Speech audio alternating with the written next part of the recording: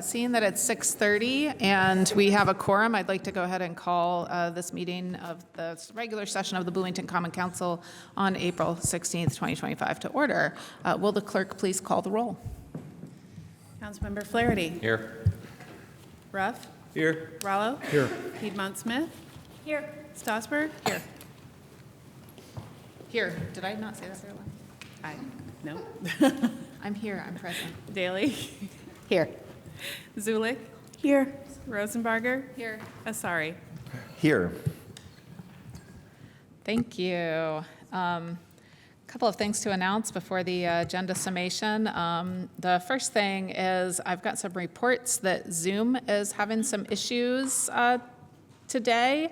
So right now I think that our Zoom is working just fine and hopefully it will continue working just fine. But if you're on Zoom and something goes horribly wrong, just know that we are trying to recover that to make the meeting live on Zoom again as soon as possible. And you should also be able to turn into the CATS Live network online if for some reason that goes out.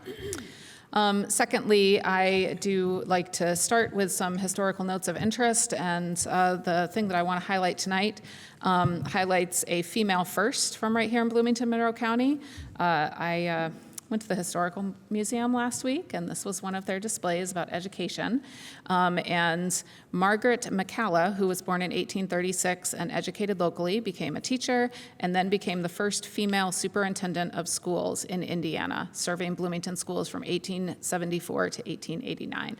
And I thought that that was really interesting that the first female superintendent of schools was from right here in Bloomington, Monroe County, and so I want to salute her accomplishment and also pay another tribute, which I know I mentioned it earlier this year too, to our current superintendent of schools, Dr. Mark A. Winston, who is so fantastic, and I have a lot of faith and trust that she's going to be able to bring MCCSC through the next few years.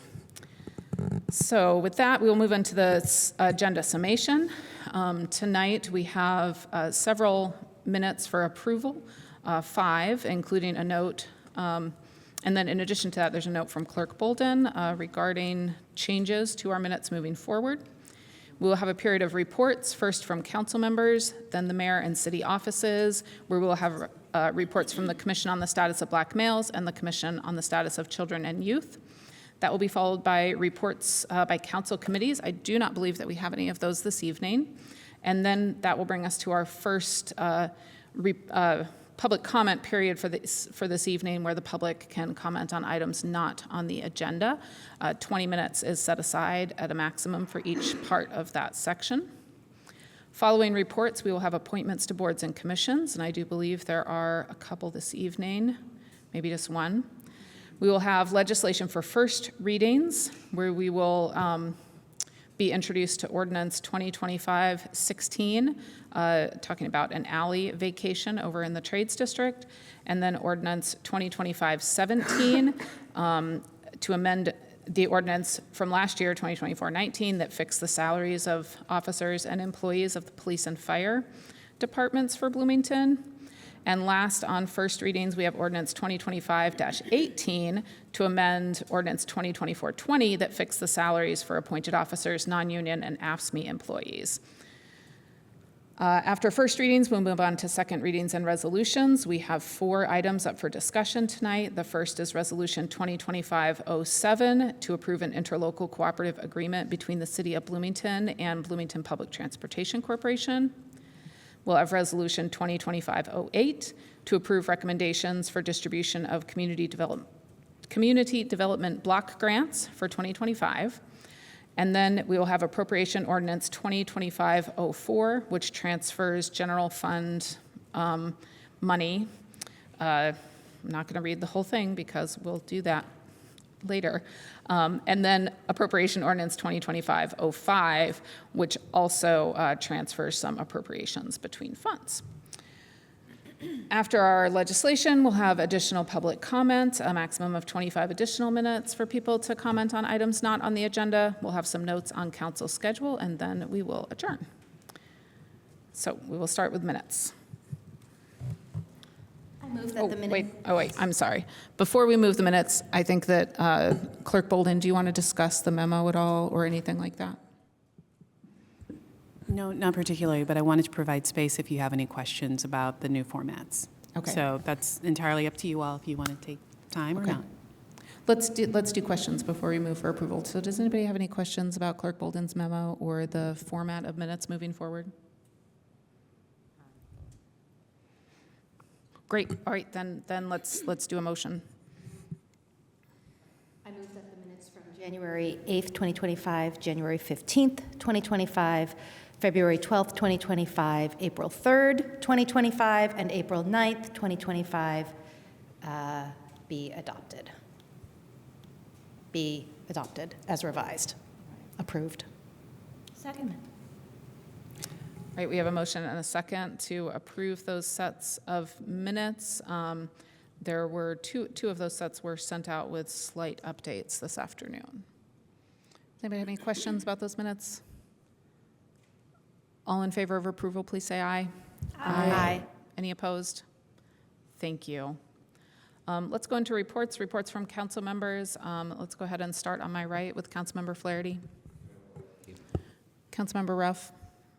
Well, I'll just take a fun moment to say, speaking of Margaret McCullough, in 1968, I started in at Margaret McCullough Elementary School here in Bloomington, and we learned all about Margaret McCullough. Every year we learned about her, and I was there for 6 years, so I became something of an authority on Margaret McCullough. The old school was turned over eventually to IU. It's the school at the corner of 10th and Indiana, and it's now a really excellent gallery and museum. So it's a great place to stop in and see some really interesting artwork and just be in that old school, which was the oldest school in the system at the time. Thank you. Thank you for that extra little bit. Councilmember Rallo. I have a couple of announcements. Councilman Ruff and I have a joint constituent meeting this Saturday. I was mistaken. I announced it for last Saturday. I apologize. So it's this Saturday, the 19th of April at 10 a.m., and you can find it at bloomington.in.gov/council.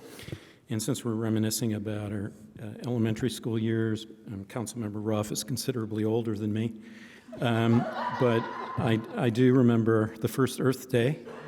In 1970, in elementary school, went to surrounding neighborhoods, picked up trash. It's a very formative experience for me.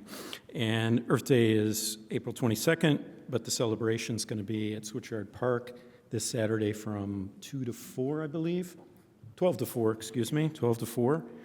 And there'll be entertainment. Busman's Holiday will be there. There's going to be food trucks. There's going to be some awards ceremony.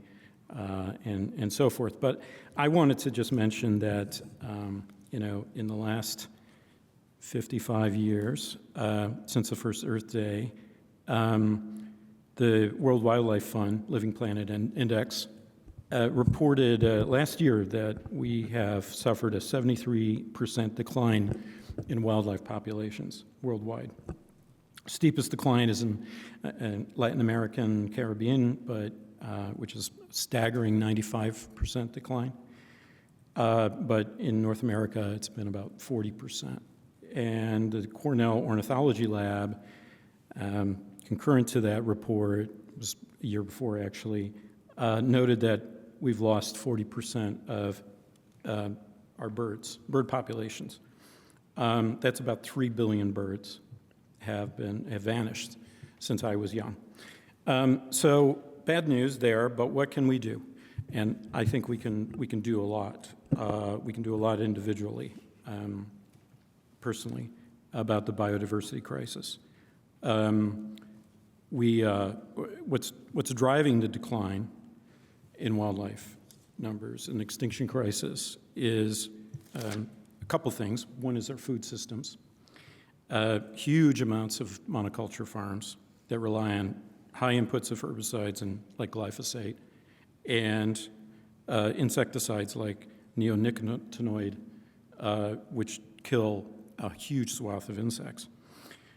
So the food systems is one problem that we have to reform. The other one is habitat loss, which is expansion of the human footprint that includes degradation due to lack of the trophic base of the food pyramid, essentially, and which is the primary producers and consumers, so in other words, plants and insects. So what can we do about this biodiversity crisis?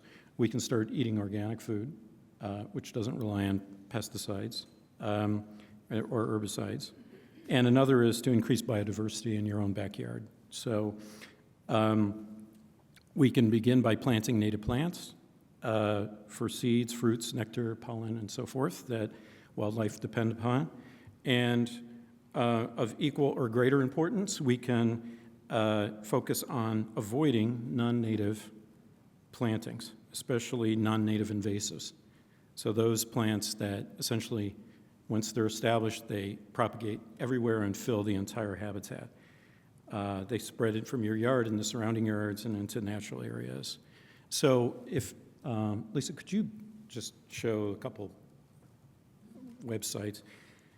So the Invasive Species Council in Indiana has essentially come up with a list of top offenders, and this brochure shows some of them. I wanted to mention a couple because I think people could avoid these. For instance, if you scroll down, actually that's a Bradford pear right there, which says awful, and it's a bad idea. But if you scroll down to the next page, it lists 16 total. I don't want to go through all 16, but just suffice to say that a little bit more. Okay, there's a Bradford pear. So they're spreading like wildfire throughout the county. And they all began in Bloomington as street trees. And we were told years ago, when I was on the Environmental Commission 30 years ago, we were told that they were sterile and they wouldn't spread. But now they've escaped their sterility and they're spreading everywhere. And they're noxious trees, they're not very good for wildlife, and they crowd out other species. So if you scroll down a little bit more, there's Japanese honeysuckle, which is, you find it everywhere, like in Griffey. The Japanese stilt grass, which is further down, I believe. And one that is really, I find, just anecdotally is spreading everywhere is Chinese fountain grass or maiden grass, which is right there in the center. You see with the big pretty plume, people plant it. So if you avoid these plants, maybe tell local nurseries that it's a bad idea to carry them, and then seek natives. So if you go to the next website, this is the Indiana Native Plant Society, and it's indiananativeplants.org. If you go there, you can find a list of plants, their pollinators, places you can find the plants locally from vendors, people that do native plant landscaping, and so forth. So this is a huge,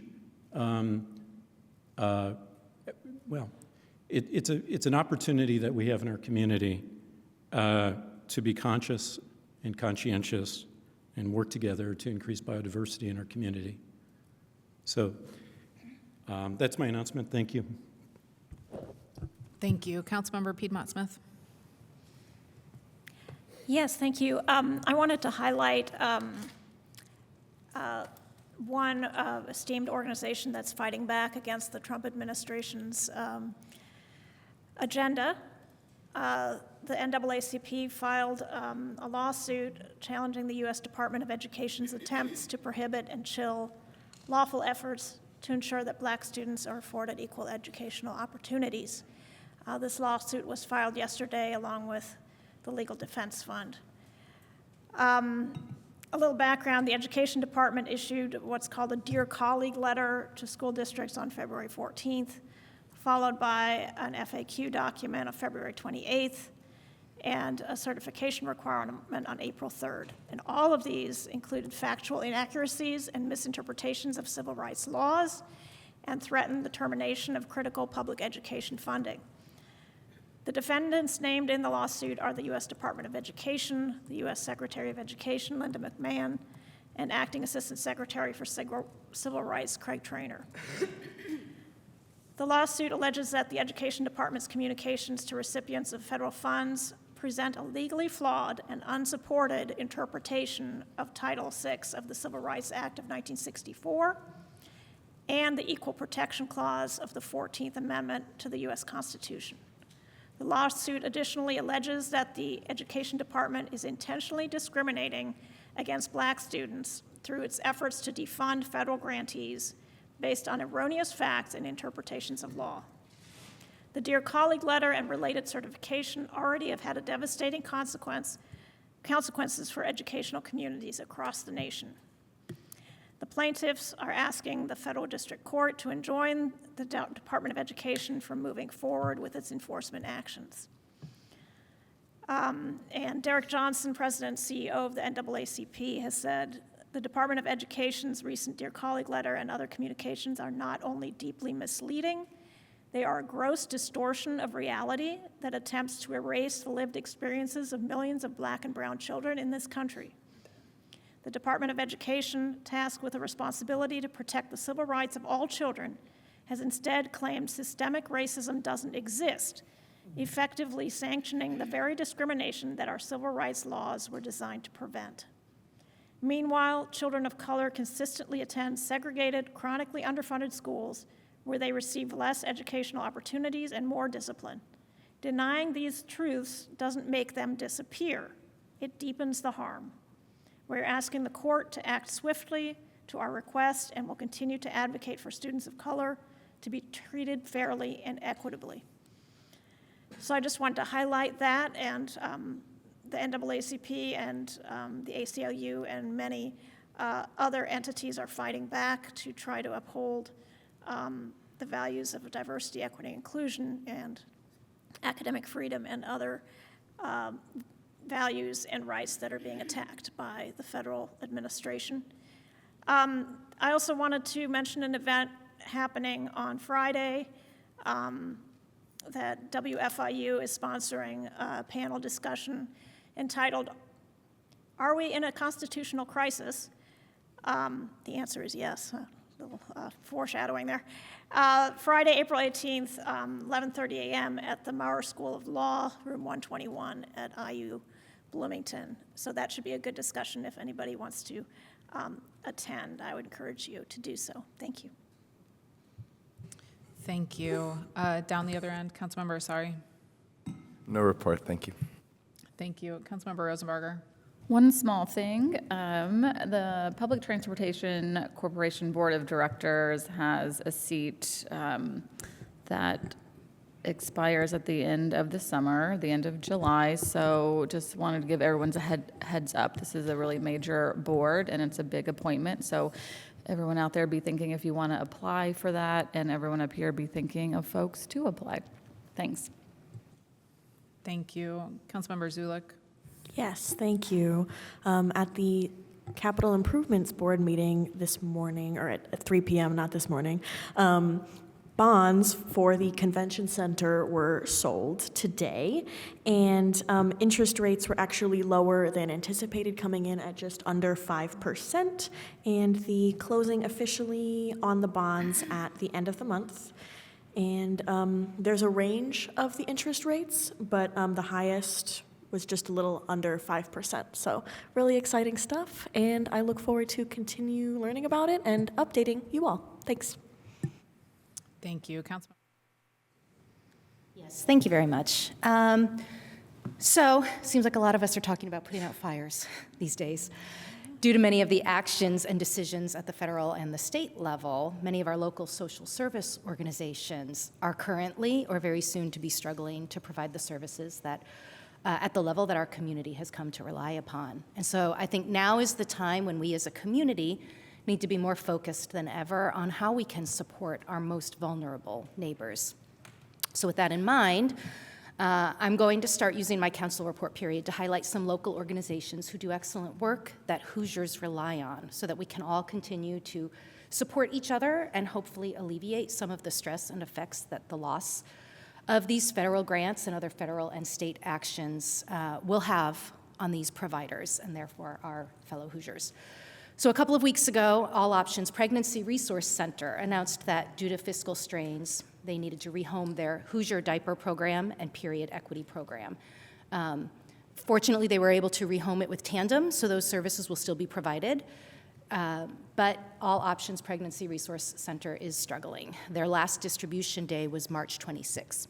So if you need help getting diapers or diapering care for your children, or if you need period products, those can be available at Tandem. In February, All Options announced that the organization is facing the very real possibility of having to close their organization by the end of this June. So they've been faced with having to reduce and or restructure their capacity significantly. Their diaper program was incredibly successful. In the past 10 years, they distributed over 2 million diapers, and they nearly doubled the number of families that they served and tripled the number of diapers distributed between 2018 and 2024. So they are still going to continue to operate their peer counseling talk line, where Hoosiers can seek support around abortion guidance, pregnancy loss, parenting, adoption, or infertility. They'll also continue with the Hoosier Abortion Fund, which can provide life-saving health care to those in need, and also to provide referrals and resources for all aspects and all options regarding every pregnancy. So if anybody who is listening finds themselves needing assistance for a way to pay their utility bills, to need some leads on prenatal care or breastfeeding classes, abortion guidance, birth control, adoption agencies, LGBTQ plus support, or free HIV testing, they can help point you in the right direction. The number one thing that All Options needs right now is financial support, even just to keep their general operating expenses going. So in order for them to keep going, they need to be able to pay their staff. So I hope that maybe you will consider finding a way to support them. You can visit their website at all-options.org and see what you can do to support them and keep their services going. Thank you. Great, thank you. We are chatty today, and other people saying things has reminded me of things that I meant to say tonight, too. So I want to tag on to Councilmember Rallo about invasive species and also mention MC Iris as a local organization that's working really hard to help support residents in removing invasive species, and they have various grant programs and other information. So you could go online and find MC Iris. I also want to mention, speaking of upcoming meetings, Duke Energy is having a public meeting on Thursday at the Convention Center from 1 to 4 in the afternoon. I know that that's a really awkward time for a lot of people to go to a public meeting between 1 and 4 o'clock in the afternoon, but Duke is interested in ratepayers having increased rates so that they can build 2 new gas-fired power plants.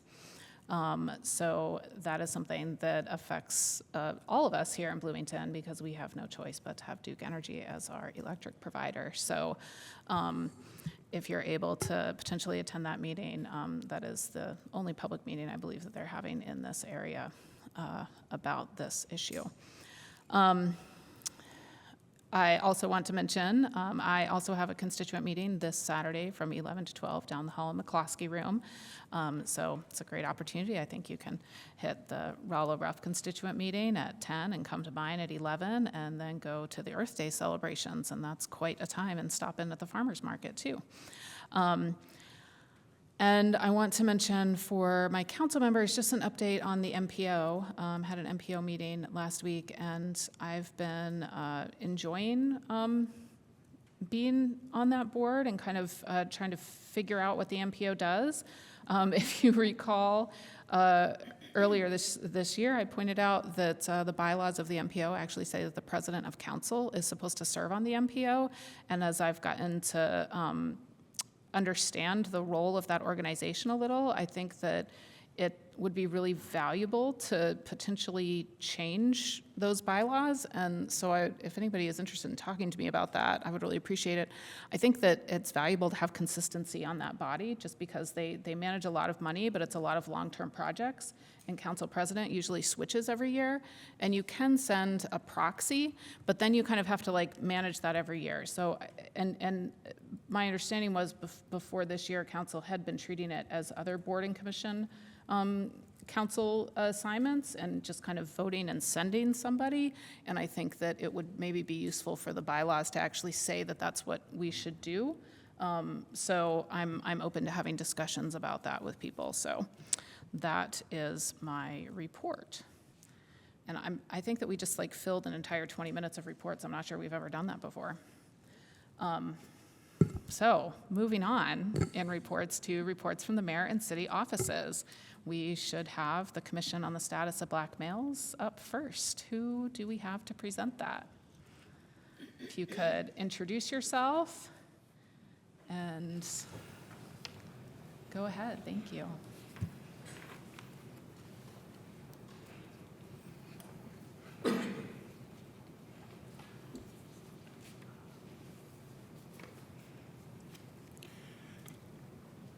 Good evening, everyone. My name is James Sanders, and I have the honor of serving as the chair of the Commission on the Status of Black Males here in Bloomington.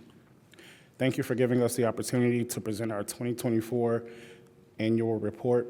It's a privilege to reflect on the progress that we've made, the impact that we've had, and where we're headed next. Let's get started. Our commission is made up of 7 passionate and dedicated members, each bringing diverse life and professional experiences to the table. But we're united by one mission: to address the challenges Black males face in Bloomington across 4 key areas: education, health, criminal justice, and employment. We see ourselves as catalysts for change, building bridges between public and private partners, advocating for meaningful solutions, and amplifying the voices of those we serve. Collaboration is our strength, and our commitment is unwavering. 2024 was a year marked by powerful connections, meaningful growth, and real impact. Here are a few standout moments. Outstanding Leaders of Tomorrow Awards. At our Black History Month Gala, we celebrated 4 exceptional individuals, 2 youth and 2 adults, for their leadership, scholarship, and service to the community. Black Barbershop Health Initiative. In April, we returned to local barbershops to provide free health screenings and foster open, honest conversations around Black men's health. National Million Father March. As the school year kicked off, we joined fathers, mentors, and community leaders to welcome students back with encouragement and support. Black Male Youth Summit. Last September actually, brought young Black males together for a day of inspiration, mentorship, and leadership building guided by local role models. Winter Wonderland with Santa, a joyful holiday event where children got to meet and take photos with a Santa who reflects their identity, an experience that brought both pride and representation. These moments created a real sense of belonging, care, and community uplift. But 2024 also came with its challenges. A significant setback with the loss of the Juvenile Detention Alternatives Grant, which had helped fund our youth summit. Despite that, we're committed to keeping the summit going, and we're already exploring creative new partnerships to make it happen. We also face some difficulty with consistent representation. The good news, all seats on the commission are currently filled, giving us strong momentum as we move forward. Looking ahead, we're excited for what 2025 holds. Our focus is on deeper outreach, increased visibility, and continued impact. Here's what we're aiming for: boosting community engagement by showing up at more local events and gatherings, creating fresh, engaging activities for both youth and adults, strengthening leadership and ensuring steady participation on the commission, sustaining core programs, especially the Black Male Youth Summit, as we pursue new funding opportunities. With creativity, persistence, and strong partnerships, we know we can keep moving forward. Bloomington has proven time and again that it's a community that shows up and cares. To keep building on this momentum, we need your help. Here's how you can support us. Attend and share our events, like the Black Barbershop Health Initiative, Million Father March, Youth Summit, and Winter Wonderland. Offer your ideas, resources, or connections, especially as we look to especially as we look to secure new support for the summit. Encourage participation. Help us identify young Black leaders, mentors, and partners who can grow with us. Most importantly, stay connected. We're here to serve, but with your partnership, your advocacy, and your belief in what's possible, we can do even more. Thank you again for your time and your continued support of the Commission on the Status of Black Males. If you have any questions, ideas, please don't hesitate to reach out to me or our city liaison, Mr. Andrew Shannon. Thank you. Thank you. Are there any questions from council members? Councilmember, sorry. Thank you all so much, both for the work that you do and for the presentation. And I have quite a few questions, but the first one, is just, I mean, the work that you do is clear. But could you tell us a bit about your any data collection that you've done, surveys, et cetera, that sort of status part of the commission? Like when you look at the black population of men in Bloomington and the broader area, like what are we learning about? What do we know about Black males in Bloomington, and are we seeing any trends, changes? So, just some, I guess, some quantitative metrics that we take are we collect surveys from our events. Usually when we have an event, we have a QR code that people use to give their opinion on an event. From that, we, take a number of the people who attended and participated. Let's take our Winter Wonderland event. For each child to receive a toy, they have to, or in their picture for Santa, their parents have to complete the survey. So we get a lot of metrics that way.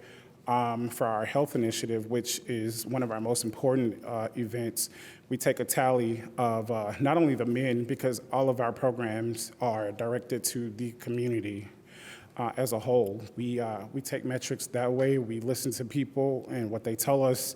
The most concerning thing that I have is, or that I have heard from other Black men and other people of color in the community, are that they don't really feel represented. Then we listen and hear them out, and then let them know other ways they can get involved. Just these past few meetings, we've had various community representatives that are not part of the commission who are just interested in the community in different ways that they can serve. So we're definitely grateful for that. Thank you, sure. About particularly the things that we control, budget, legislation, or just also, I guess, our convening power, et cetera. I very much appreciate the fact that you had that slide that I always ask for, what can we do? Sure. But how can we affect that? And how might what you all have learned about the community, how should that inform our budget decisions, for example, in the next couple of months? So I would say two key things. Actual participation, showing up, letting us know that you're there, participating with the students. We have our Black Male Youth Summit here in City Hall.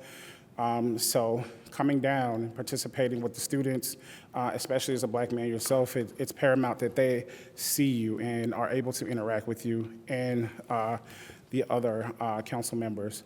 So we would say that, and also I would say financial. We have our financial constraints, and we have just been fortunate to make sure that we provide everything for the students when they come, when they're under our care, but we could always use more funding. Thank you. Are there other questions? Councilmember Rallo. Thank you for the presentation. I wanted to know if you could tell us a little bit more about the Juvenile Detention Alternatives grant that was not funded. I understand the program's been cut. Is that a reflection of that? And what does it mean was that an $80,000 grant? And what does it mean to lose that grant? Well, I must say I'm not certain on the particulars of that grant. I would have to defer to our city liaison. He pretty much reports the grants that we have and the funding that we're working with from year to year. And then we in turn listen to their recommendations on how to subsidize the funding that we lose. So that's an answer that I don't know right now, but I'm sure we can get that for you in a few days' time. Okay, that would be great to see if, something can be done to fill the gap. Great, thank you. I want to follow up on that because in the written report that got submitted to us, there's no fiscal statement on there at all in terms of money that you needed to run these programs. And I'm just kind of curious about that, and then especially how the loss of this grant impacts. And if anybody's out there listening right now and you think oh, that might be something that my company might want to help with, get in touch with these guys and see if that's something that they can do. So I would be interested in seeing more of those specific numbers, if maybe that could get sent out to us sometime. Great. We'll get with our city liaison and get back with you with those Yeah. numbers and what could be done to help. Thank you. Are there other questions from council members or comments? Go for it, Councilmember, sorry. As relates to the showing up part, one thing that occurs to me, and I've said this, in private conversation, but I think worth saying it out loud is there are so many things constantly going on in the city. What I wish is just they were just on my calendar, you know what I'm saying? Because it's just we get 100 emails, just there's this event, there's that event, this other thing happening, and sometimes it's really difficult even to figure out, when things are, where they're at. And so often I find the emails after the event happens, right? And so I think just thinking a little bit more if you want anybody there, I think, and this is a problem we have across the city, people in the city don't know what's going on most of the time. And so figuring out a way to make sure that more people are aware of what's going on, I think is paramount. But from a personal point of view, if you just put it on my calendar, I'll be there, right? So. Sure, I think that's an easy ask. Yeah. We could do that, and we also have a newsletter that we publish periodically for people to gain awareness of what the commission is doing. Awesome, thank you. Thank you. All right. And thank you guys for your work on your commission. Next, we have Commission on Status of Children, I think. I don't think that I said that right. Commission on the Status of Children and Youth. Yes. Okay. All right. Good evening. My name is Erin Reynolds Nyland, and I proudly serve as the chair for the City of Bloomington's Commission on the Status of Children and Youth, and we call it CSCY because it's much easier to say. Thank you for the opportunity to speak on behalf of our commission and to share our 2024 annual report. We are excited to reflect on the work we've done, talk through where we're headed, and most importantly, share how we can partner with you and our community to uplift and empower the youngest members of our Bloomington community. So our commission is made up of 8 dedicated members: Shelby Vandermoor, Katie Hopkins, Callie Rakes, Leah Gilbertson, Fred Schick, Mary Jane McNabb, and Tatiana Wheeler, and myself. We have professional backgrounds in social work, education, psychology, housing, digital equity, child welfare, and public health. What unites us is a shared passion for the well-being of children and youth in our community. We are charged with identifying and assessing youth-related needs and services, supporting a sense of belonging and identity among youth, and advocating for local, state, and federal policies that impact children.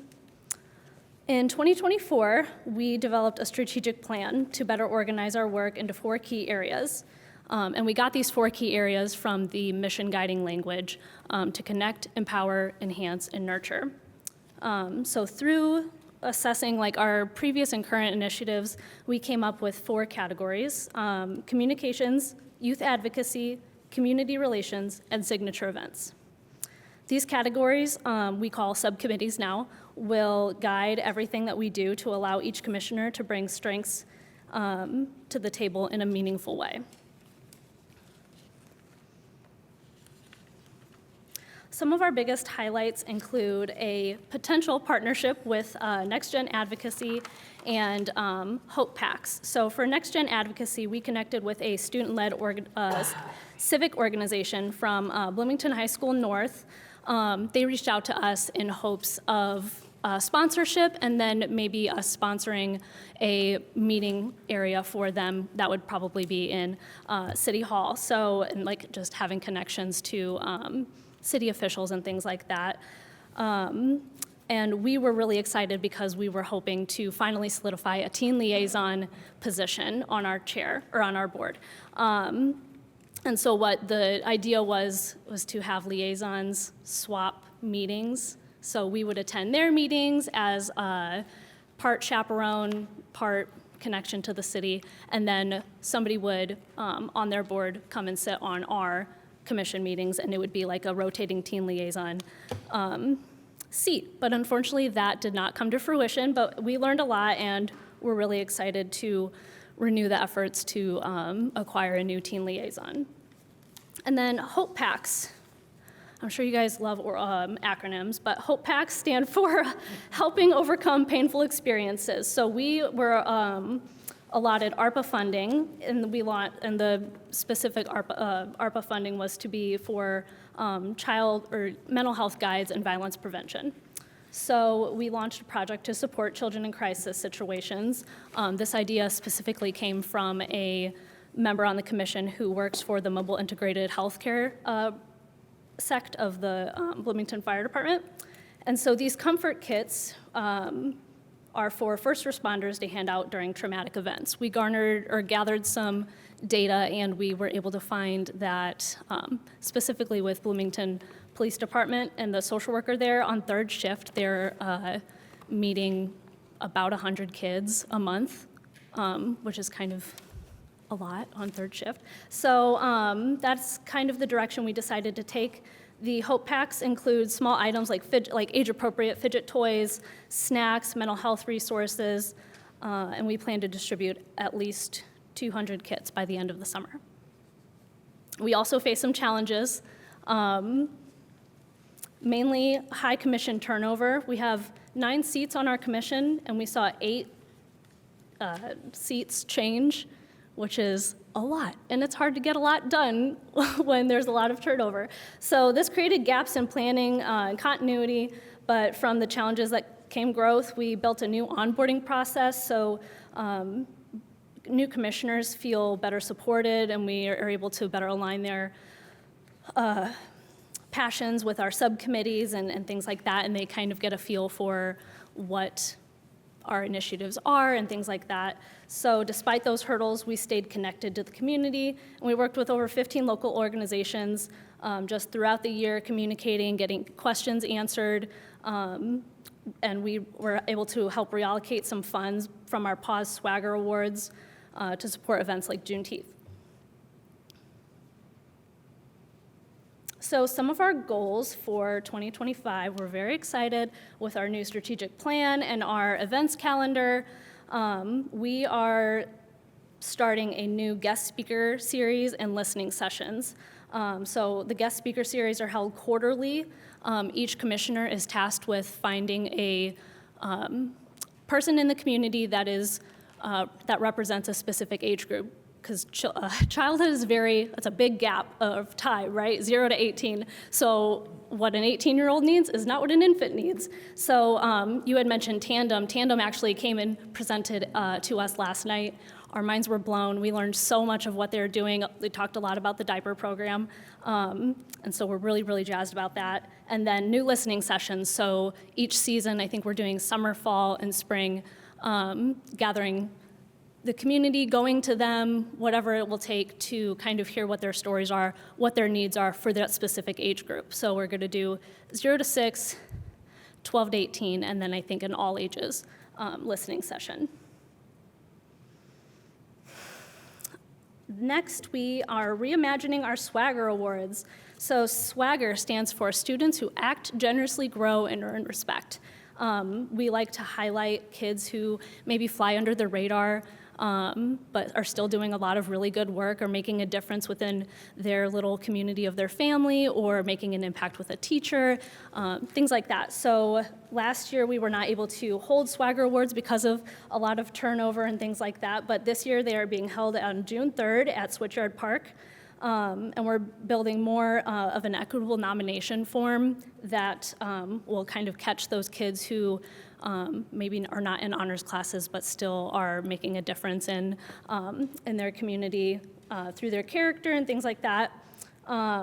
So a new equitable nomination and then judging process, as well as an events rubric to make sure we're hitting goals and just like gathering data as we have our events to look back in the future. And then we are aiming to recruit a teen liaison and strengthen relationships with other city and county commissions, because I will admit there are some commissions that I just don't know what they're doing and things like that, and I see that as a problem, and I would love to know more about our networks and how we can meld them together and rely on each other. So that is that. And then we will continue to show up and support. We're going to judge some Lemonade Day stands on Lemonade Day. We're going to be volunteering at the Children's Expo on April 26th, as well as volunteering in some capacity. It's still a ways away, but at the Monroe County Childhood Conditions Summit in November. And then with the IYI Kids Count data book, which is it's such an important instrument to understand the childhood conditions of Hoosier children, utilizing those, and then data from our listening sessions and just community engagement, and we are going to make at least 3 recommendations to share with decision makers in our city. Ultimately, we're committed to staying grounded with the voices and the experiences of children, family, and service providers. So our call to action, here's how you as council members can help us. Join us on June 3rd at the Switchyard Park Pavilion for Swagger Awards. Nominate a student. Our nomination form is live on our website. I just got our posters today to start flyering at all of the different youth-serving organizations, Middle Way House, New Hope, Boys and Girls Club, all of those. Feel free to nominate a student, help donate, or even help with the event. Partner with us on New Hope, so whether funding, supplies, or distribution, I would love for this. We're going to collect a lot of data on what the passing out process was like. What were the opportunities that the first responders had? When did they know that they needed to? What did they wish they had more of? And things like that. And I would love to build that funding into our budget to continue to be able to do that for our first responders, including the packs. We're going to also do like noise canceling headphones and like distraction mechanisms for those permanent organizations like New Hope. So when they're doing a very lengthy intake process, kids are able to just be themselves, and not worry about whatever mom is worrying about or anything. Help us recruit a teen liaison to serve alongside us. I interned for the state version of this commission, the Commission on Improving the Status of Children in Indiana. And they have, what do they call them? They call them youth representatives, but they're young adults. But these representatives come from experiences in the system, essentially. So whether DOC or DCS or adoption, things like that, they have a seat at the table with other legislators and agency executives, and they're on the same field and are able to talk about what it is that is pertinent to them. So I would love to incorporate that into something that we have and just help hear about what teens are going through, because it's a lot. And then please spread the word about the commission and that we're here to be a resource and a voice for our young people. So thank you again for the time and the work that you do. If you have ideas, connections, questions, feel free to let me know or Andrew. And together we can build a city where every child has a chance to thrive. Thank you. Great, thank you. We are at 20 minutes, actually just over 20 minutes for this section of the agenda, so I'm going to go ahead and extend for 5 minutes unless I hear any council members who disagree with that, so that just to give us time for a couple of questions or comments if anybody has them. So does anybody have a question or a comment that they would like to make? Great, I will then. You mentioned wanting to have partnerships with other commissions, and I have to say, we just heard 2 commissions tonight, and I feel like that there's a partnership opportunity with that youth summit, and I just wanted to highlight that, and I think that there's definitely some possibility there, and I thank you for your work. Thank you. On behalf of Director Shatoya Moss and the CFRD, and certainly Safe and Civil City program, we want to thank Council for allowing us to have this great opportunity to talk about these wonderful commissions. Certainly you heard from Erin, and Erin, if your family can stand, I like to just acknowledge if your family can stand, have your family stand with you, who came to support her.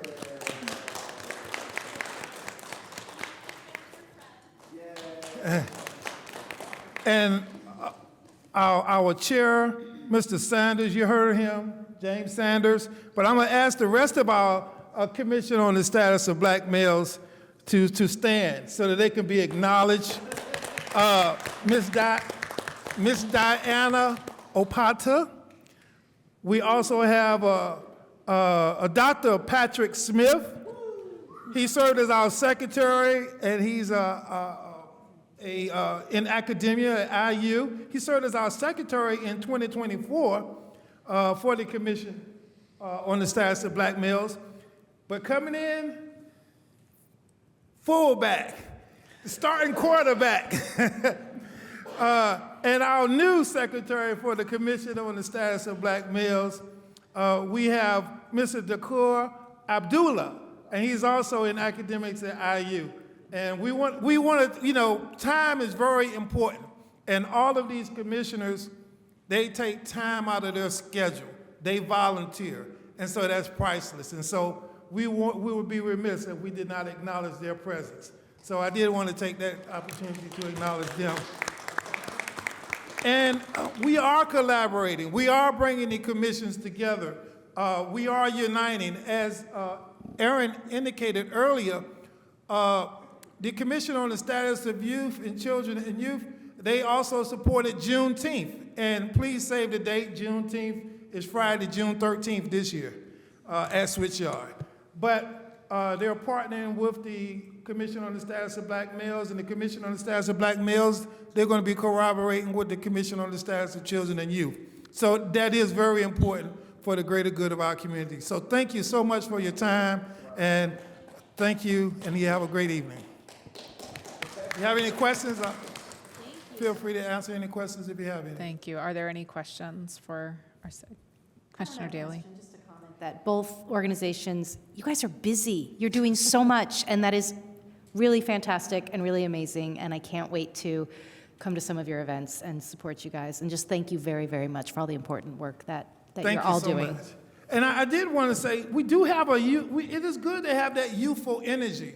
And we just had appointment of Sadhu McLeod on the Commission on the Status of Black Males. So having that, bringing that energy and we have the young and the young at heart. So you can decide which category you fit in. Thank you. Thank you very much. Wrapping up that period then, moving on to reports from council committees, and I'm right, we don't have any reports from council committees, fantastic. And that brings us to our first period of public comment for this evening. So if you are a member of the public who would like to make a comment on something not on the agenda, you can go ahead and make your way to the microphone, and then you would have 3 minutes. If you're on Zoom tonight and would like to make a comment, please raise your hand using the reactions tab, or you can send a chat message to the host.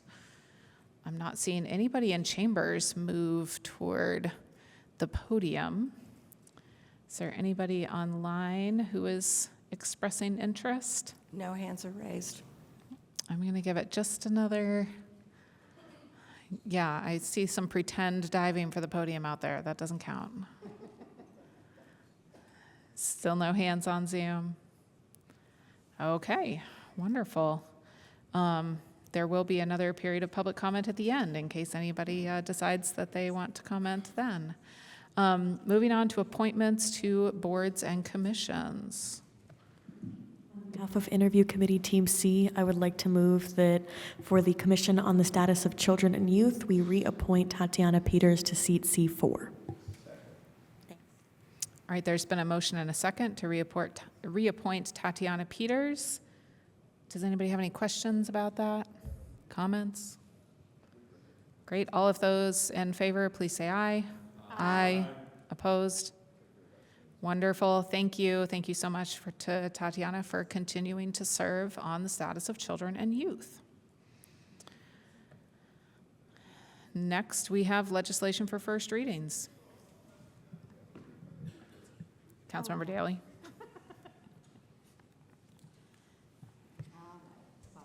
I move that ordinance 2025-16 be introduced and read by the clerk by title and synopsis only. All those in favor, please say aye. Aye. Aye. Opposed? Thank you. Will the clerk please read?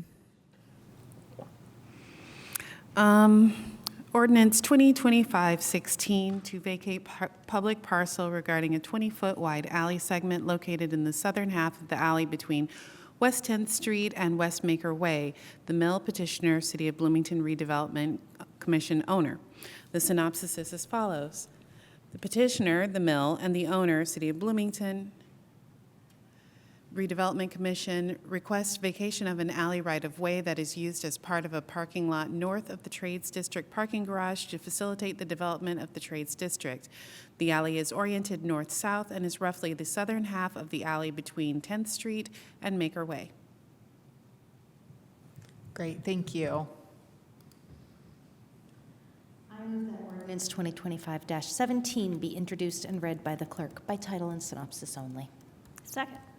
All those in favor, please say aye. Aye. Opposed? Thank you. Will the clerk please read?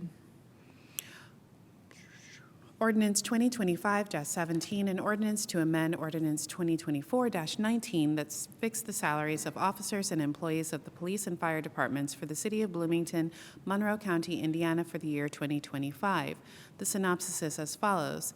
This ordinance amends Ordinance 2024-19, an ordinance fixing salaries for officers and employees of police and fire by allowing fire department employees who were hired in December of 2024 but started in 2025 to receive a sign-on bonus, and by revising positions in the police department as follows. Updated job titles and grades for 3 positions, adding a position, and removing a position. The amendment comes at the request of the Human Resources Department to reflect changes to several positions within the city. Thank you. I move that ordinance 2025-18 be introduced and read by the clerk by title and synopsis only. Second. All those in favor, please say aye. Aye. Opposed? Thank you. Will the clerk please read? Ordinance 2025-18. An ordinance to amend Ordinance 2024-20 that fixed the salaries of appointed officers, non-union, and AFSCME employees for all the departments of the City of Bloomington, Monroe County, Indiana for the year 2025. The synopsis is as follows. This ordinance amends Ordinance 2024-20, which fixed the salaries of appointed officers, non-union, and AFSCME employees for the year 2025. This amendment revises the grade for 1 position, creates a position, and eliminates 3 positions. The amendment comes at the request of the Human Resources Department to reflect changes to several positions within the city. Great, thank you. Those 3 ordinances will be heard actually in 3 weeks on May 7th. That is the date of our next regular session. Moving on to second readings and resolutions. I move that Resolution 2025-07 be introduced and read by the clerk by title and synopsis only. Second. It's been moved and seconded to introduce Resolution 2025-07. All those in favor, please say aye. Aye. Aye. Opposed? Thank you. Will the clerk please read?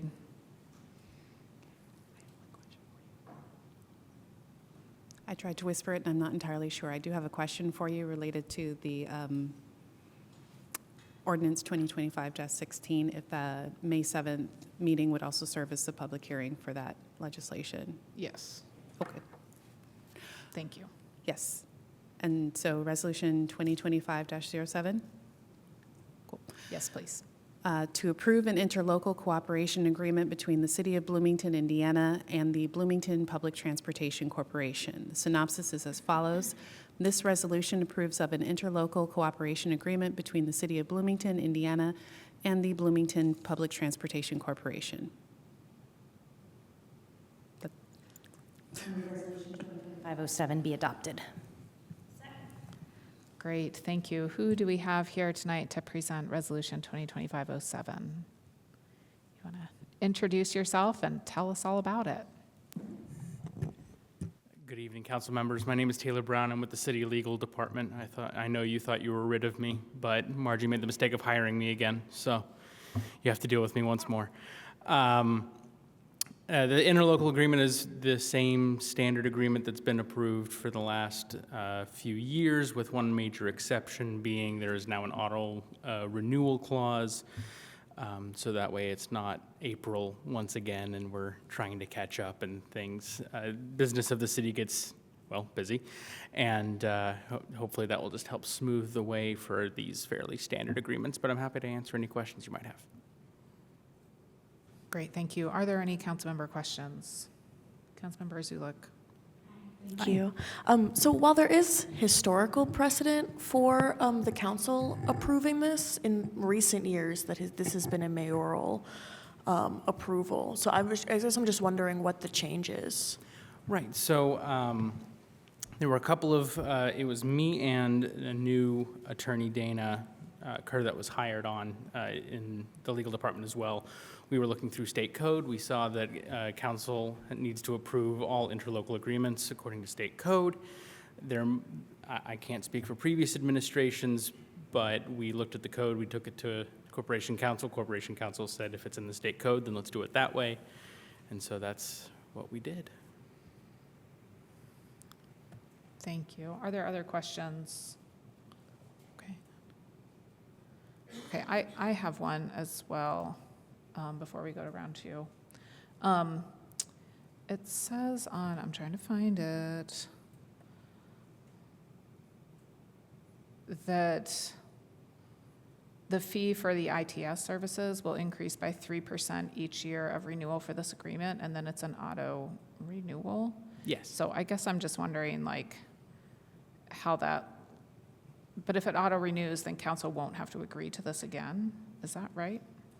Correct. One of the reasons we wanted to bring it to council was so that with that auto renewal, everything looks okay for the next year. And so you are essentially approving the standard 3% increase moving Okay. forward. So Did that answer your question? What if at some point somebody doesn't want it to auto renew? Then there's someone writes a letter to the other party and says, we need to look at this and renegotiate. There's a clause in there that states you submit it in writing and then the agreement stops. Okay, thank you. Other first round questions, but okay, Councilmember, sorry.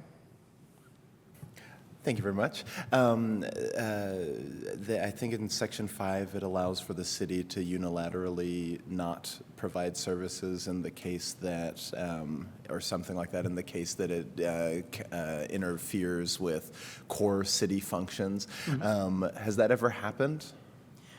Not to my knowledge. It's one of those, I always prefer belt and suspenders approaches to things. Yep. I like having backups to backups. In the event there is something that we did not think of, or I don't know, AI takes over a bus and it goes rogue. I don't know. Something that we haven't thought of occurs and there needs to be a new agreement or something like that. The city can then decide, hey, we need to stop this agreement and relook. Okay, so it rather refers to the entire agreement than, okay, understood. Correct. Cool, got it. Other first round questions? Councilmember Zulik, second round. My understanding on just interlocal agreements in general is that they really only are supposed to apply to local government agencies. Mm-hmm. Why does BT qualify for, I guess, the other half of an interlocal agreement? I guess why does it need to be an interlocal agreement is my question. Depending on your definition of interlocal and entities and things like that, again, I refer you to my belt and suspenders approach. We could argue that the executive just can sign it and we move on. However, belt and suspenders, we like to make sure that the council is aware of, agreements, especially in something as large and as pervasive as transportation. We wanted to make sure that there wasn't anything that you had to add as well. Thank you. Councilmember Asari. Question that Councilmember Stossberg asked around the 3% increase. Am I right to assume that that 3% is just capturing what we assume will be the increased cost of IT services, salaries, et cetera, because it's not usage-based? No, I believe that is just a standard increase, although the controller might be a better person to ask about percentages and capturing certain things. My father was the accountant, not me, so. Okay, thank you. Does that answer your question enough, or would you like I guess the question is, the arrangement with IT services, whereas the clerical arrangement is actually capped on usage. You say you'll use 10 hours, maximum a week. It was unclear to me what. Are they just generally paying for being covered by the IT department's services, like, for example, the provision of particular technologies and, being on the city network and like those type of things? Is that what they're paying for? Or like what does the IT cover? I believe so, Councilmember. I believe that it is more of a standard, they're plugged in, they're using our email, they're using, our servers, that sort of thing. Why does that get more expensive? It's great that they'll pay us more. I don't get why that increases. Like if it's people time, that made sense to me. So that's why it was thus my assumption. But correct. I believe that's the case. Okay, so it's just like people are getting more expensive, so what they pay should get more expensive. Yes. Makes sense. Yep. Okay, thank you. Are there other questions? Okay, I guess I have the blanket question.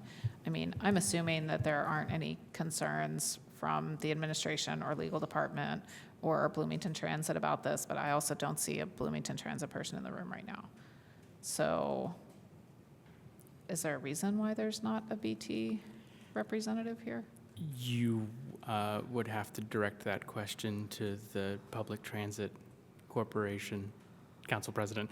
I know this agreement then goes to the Board of Public Transit for them to approve, so perhaps Okay. they're just waiting for council to approve it and then send it along, but Okay, so we're seeing I can't it speak to their first mindset. then, and then it's going to them. I think our other interlocals, it's been the opposite, so. Okay, thank you. Seeing no other comments from council members, we can go ahead and go to public comment regarding this agenda item. If any member of the public has a comment regarding Resolution 2025-07, you can make your way to the podium. If you're online, you can raise your hand using the Reactions tab or send a chat message to the host. I don't see anybody moving in chambers right now. We'll give it a minute to see if any hands get raised on Zoom or messages come in. Nothing. All right, coming back to council for any further questions or council member comments. Councilmember Piedmont Smith. Yeah, I'd just like to express my appreciation for the administration for bringing this to the council. I've served on the city council for a long time, and this is the first time I've ever seen this agreement. So I appreciate the increased transparency and involvement of council in running this by us, and it looks good. Thank you. Thank you. Other comments? Councilmember Asari. Just in maybe the question that I should have asked leading into it was whether we're charging enough. I think in many ways, I think that I'd be interested, though this is a annually renewing thing as we're moving towards outcome-based budgets. I think, sort of performance matters here. So thinking about how particularly, how sort of this arrangement and the cost of their spend that BT is incurring might affect ridership, usership, ability to innovate, things that we care about, right? And so as much as we may approve this, as a renewing thing, I think we need to make sure that, that arrangement is, it's a small amount of money relatively to the large things here, but just kind of interested in making sure that we keep on that performance indicators and the like are in everything that we do, so. Thank you. Are there other comments? Great. I think that we're ready to vote then on Resolution 2025-07. Will the clerk please call the roll?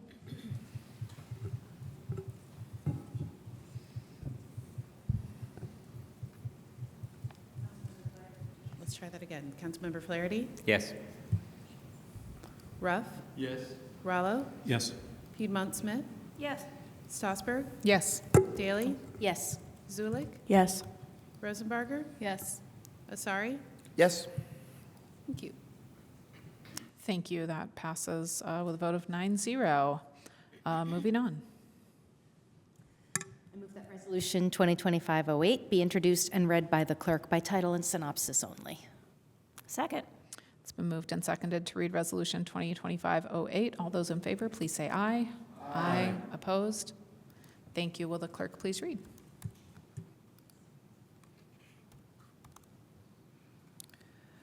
Resolution 2025-08 to approve recommendations for distribution of community development block grant funds for 2025. The synopsis is as follows.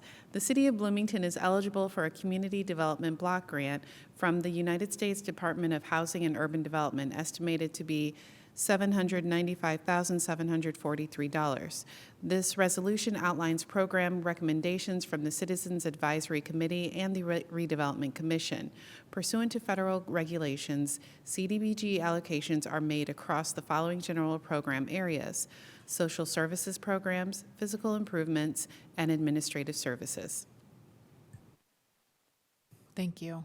I move Resolution 2025-08 be adopted. Second. Great. Who do we have here tonight to present CDBG block grants? Please be sure to introduce yourself. Thank you.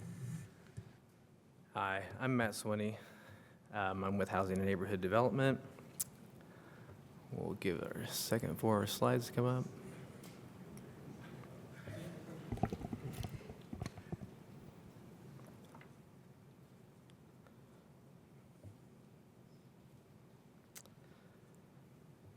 Okay, I am the CDBG Physical Improvements Project Manager. I am joined today with Cody Toothman. He is our Social Services Project Manager and also sneaky. All right, today we're here to talk to you about our 2025 Community Development Block Grant, CDBG, allocations. The Community Development Block Grant, CDBG, is a federal block grant distributed via formula to states and local governments. Recipients use the grant funds to carry out housing, economic development, and public improvement efforts to serve low and moderate income communities. The CDBG program is funded through the U.S. Department of Housing and Urban Development, HUD, under Title I of the Housing and Community Development Act of 1974, as amended. The primary objective of the CDBG program is to develop viable communities by helping to expand housing and economic opportunities, principally for persons to low and moderate income. For the past 50 years, community partners have worked hand in hand with HUD to deliver impactful change, especially for low and moderate income communities through CDBG. Since 1974, HUD has invested over $170 billion in urban, suburban, and rural communities through CDBG program. So HUD awards grants to entitlement community grantees to carry out a wide range of community development activities directed towards revitalizing neighborhoods, economic development, and providing improved community facilities and services. The City of Bloomington is an entitlement or formula grantee community that is designated, this is a designation that is based on the population of 50,000 or more, and receives an annual allocation of community development block grant funds to implement local programs and projects that meet a national objective as defined by HUD. HUD determines the amount of each entitlement grantee's annual funding allocations by a statutory dual formula which uses several objective measures of community needs, including the extent of poverty, population, housing overcrowding, age of housing, and population Mr. growth. Swain, can you pull the mic down so we can hear you better? Thank you. Is that better? Yeah, that's a lot better. Okay. Do I need to start over? Great. Okay. HUD determines the amount. Wow, that's much better, isn't it? Hello. Okay.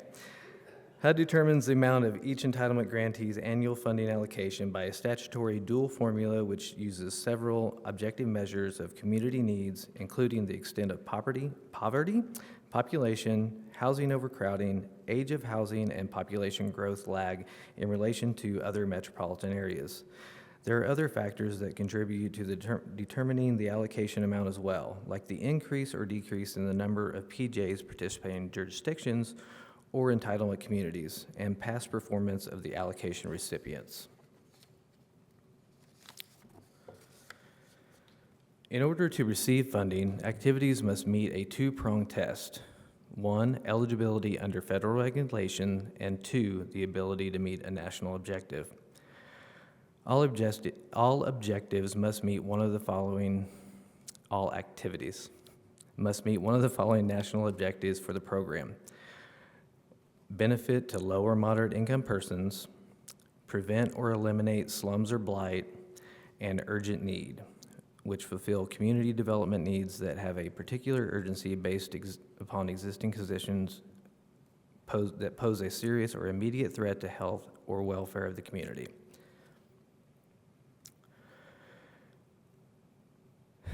Benefit to low and moderate income individuals, also known as low, moderate, or LMI, is referred to as the primary national objective because federal regulations require that 70% of CDBG funds meet this national objective.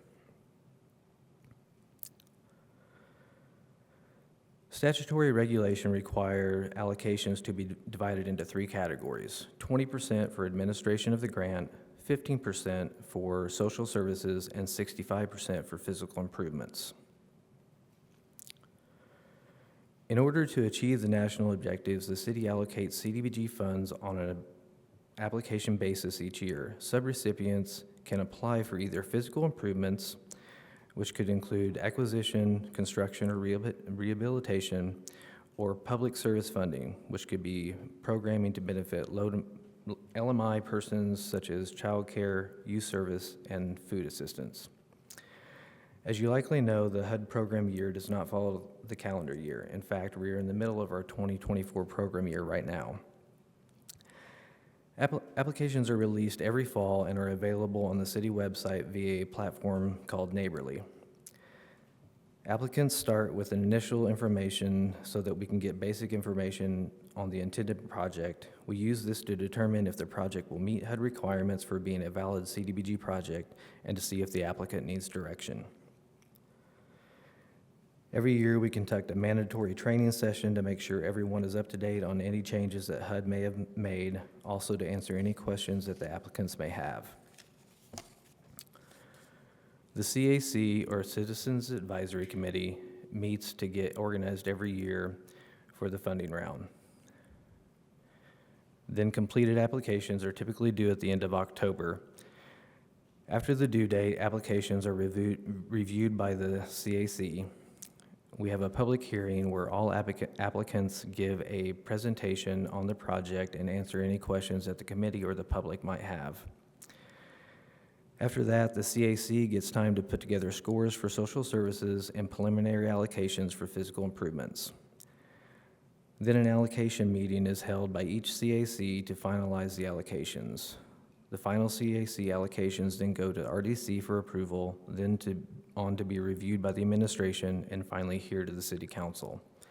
All these steps are taken as a part of our Citizens Participation Plan required by HUD. CDBG's emphasis on community participation and engagement throughout the planning process is its hallmark. This locally driven planning approach keeps decision-making in the hands of the community being served. The CAC, or Citizens Advisory Committee, is made up of two subcommittees. One is for social services and the other is for physical improvements. Social service projects are for programmatic needs, where physical improvement projects are for physical construction or even land acquisition. The subcommittees are made up of a representative from the RDC, City Council, and the rest are mayoral appointments. Each year, the hand department gives the CAC an estimated total allocation based upon the previous year's final allocation with contingencies for more or less funding. Using last year's allocation of $795,743, which breaks down to administration of 20% at $159,148.60, social services of 15% at $119,361.45, and physical improvements at 65%, which is $517,232.95. The physical improvement projects for 2025 included group home flooring projects for Centerstone, sewer main extensions in the Broadview community for the City of Bloomington Utilities Department, and a kitchen rehab at 1826 Covey Lane, and a roof replacement at 922 Oris for Life Designs, elevator railings for Middleway House at the Rise, outdoor shade sails and playground equipment for New Hope for Families, playground equipment at Walnut Woods for Summit Hill Community Development Corporation and BHA, and playground water fountains for Pathways, formerly Macomb, lot acquisition of 1020 West Allen for Mother Hubbard's Cupboard.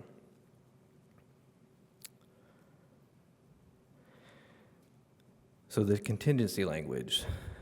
If the CDBG funding for physical improvements exceeds the $517,232.95, the additional funding would be allocated to the City of Bloomington Hand Homeowner Rehab Program. And if the CDBG funding for physical improvements is less than that amount, the funding allocated to Mother Hubbard's Cupboard project shall be reduced to no less than $100,000. If the Mother Hubbard's Cupboard project is reduced to $100,000, the New Hope for Families project will be reduced to $0.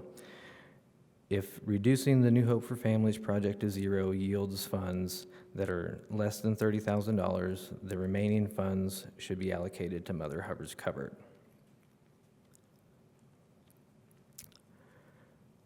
The 2025 projects for social services includes free meal programs for Community Kitchen, Ferguson Crestmont Center after school child care and education programs for Boys and Girls Club, Friends Place emergency shelter for Beacon, New Wings emergency shelter for Middleway House, food distribution program for Hoosier Hills Food Bank, food pantry program for Mother Hubbard's Cupboard, and Compass Early Learning Center child care and early education for Pathways, formerly Macomb.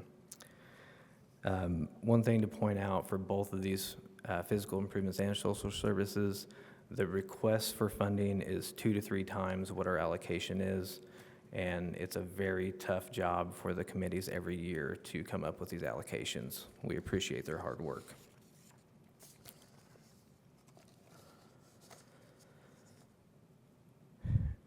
Okay, for social services, if the 2025 funding level is greater than $119,361.45, additional funds will be distributed evenly with no amount to exceed $25,000. If the 2025 funding level is less, funds will be reduced and split evenly among the 7 recipients. CDBG is a highly impactful program that allows us to craft locally driven solutions to address urgent and important community development needs while relying on our community to guide us. In Indiana, from 2005 to 2023, 31,000 jobs were created or retained, 25,000 low to moderate income households were assisted, 853,000 people benefited from public improvements, and 2.7 million people benefited by public services. Tonight, as a part of the final step in our citizen participation plan, we ask for your final confirmation of our 2025 program year projects. Thank you. Thank you very much. Are there questions from council members? Councilmember Asari. Thank you so much. But to not to be suspenseful, I will vote yes for this. But I had just some questions to think about, particularly as relates to CDBG, Jack Hopkins funds, all of these different funds that we have, and how they're all happening at different times throughout the year.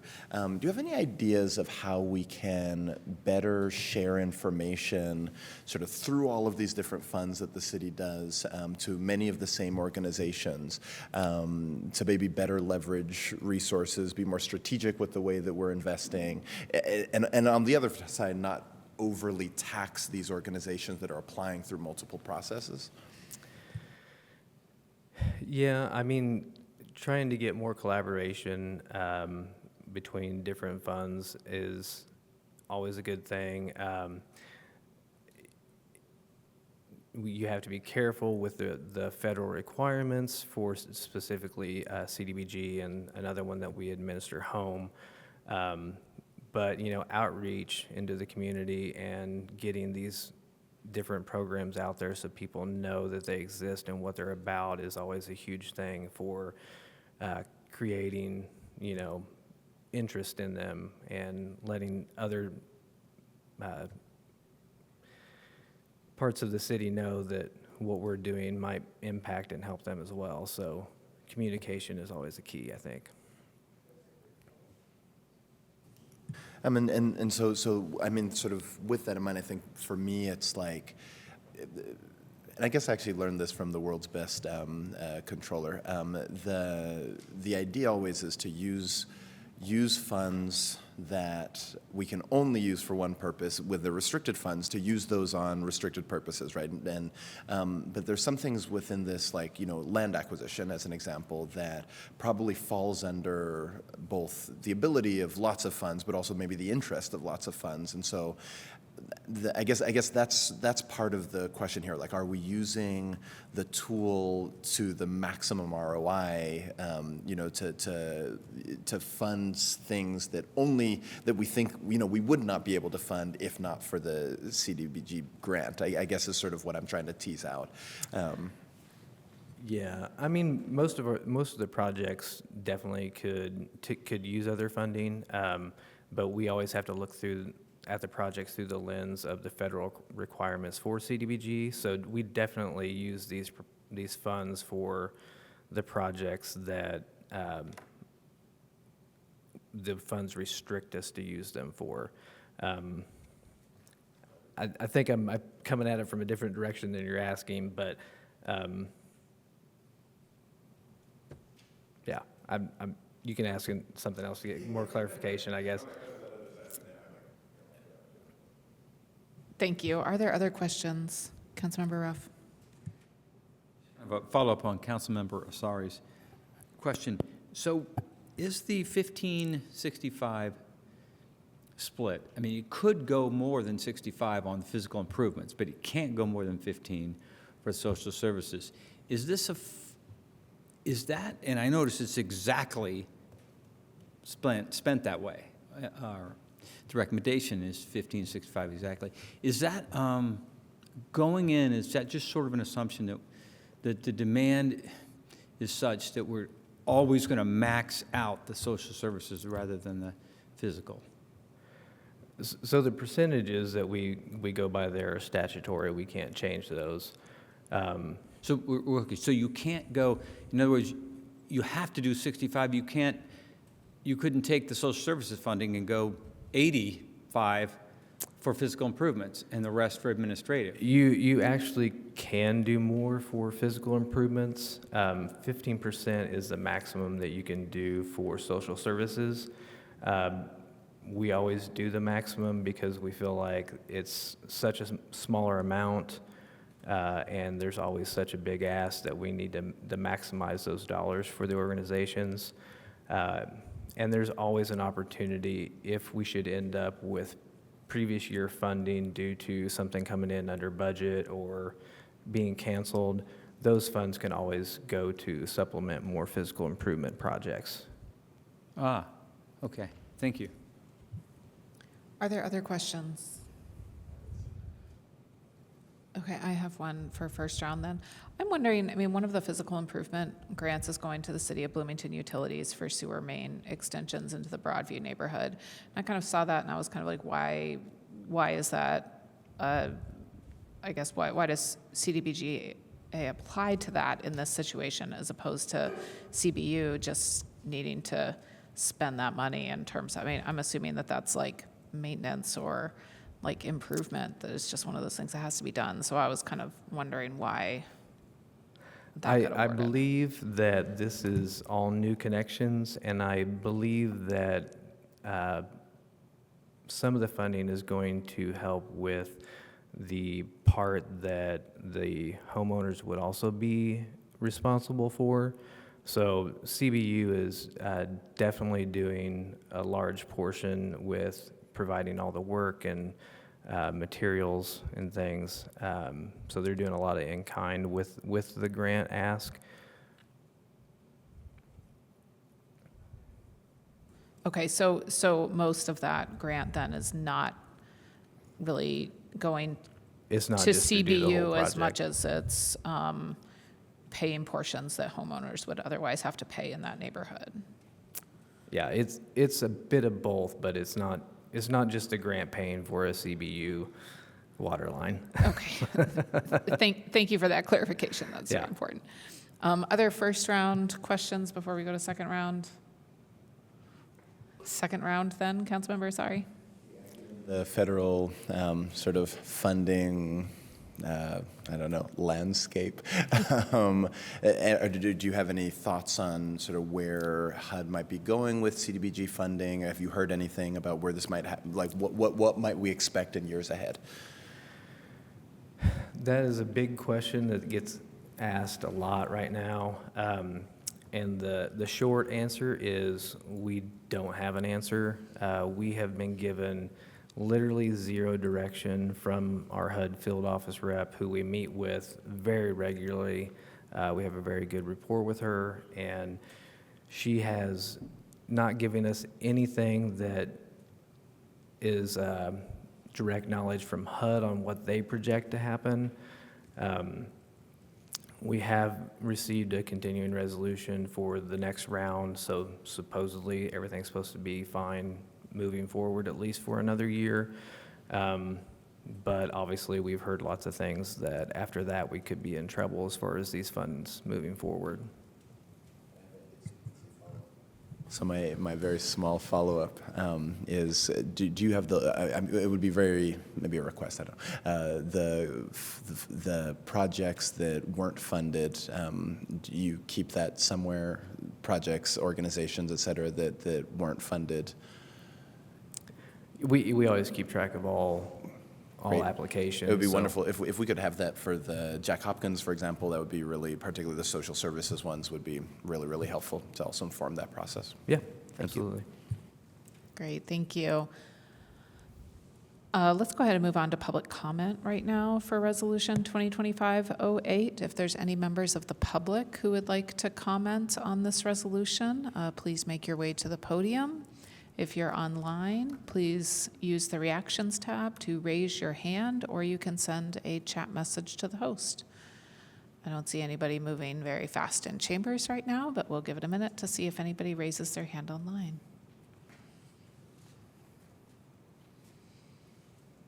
Once again, we're calling for public comment on Resolution 2025-08. No hands raised. All right, seeing none, that brings us back to council for any further questions or final comments. Councilmember, sorry. Oh, Councilmember Rallo. Well, I think I'll follow up on Councilmember Cesari's observation. I mean, I would expect that we'll be suffering cuts from HUD. in the coming years, and that just brings me back to something I focused on last year, which is that actually, regardless of administration, we've either been flat or declining per year in terms of allocation. And so, for instance, in 2021, we received about $1 million. In 2024, we received $856,000, and this year it's $796,000. All the while, in the last 5 years, we've had a 20% reduction in the value of dollars because of inflation. So I think in order to keep parity, we need to step up with social service funding, and I appreciate the administration's increase from $350,000 to $500,000 for Jack Hopkins Fund, but I think that we need to be thinking of doubling that if we're going to just simply get back to parity of, say, 15 years ago. And certainly the argument could be made that we're entering a recession, we may be already in a recession, we have distressed populations in the community, and we ought to be proactive about making this a priority in the near future. So thank you for your presentation. Really appreciate it and all your work on this. I'll, of course, be supporting. Thank you. Councilmember, sorry. Much, and thank you for your time, and also to the community and all of the staff who work throughout the year, and also to Councilmember Daley and Councilmember Rosenbarger for being and serving on the CDBG. I think, and I'm obviously a broken record, just I'll say the same things over and over again, but I think in many ways the sort of CDBG grant process, though reliable from federal government and all of that, sort of stems from this vestige of programmatic and sort of siloed thinking, which is sort of contrary to the ways that we're trying to think about our budgets and our programs and our, the ways that sort of the city operates. And again, we already talked about how this also is happening sort of in different cycle than the way we spend money, et cetera. But I do think that there's a really good opportunity for us as we're continuing to rethink how we budget in the city, to also then think about how we might create better information sharing amongst these multiple programs and funds, how we as a council, for example, might better understand the priorities as they're being said, and then how those then get reflected into our broader priorities as a city,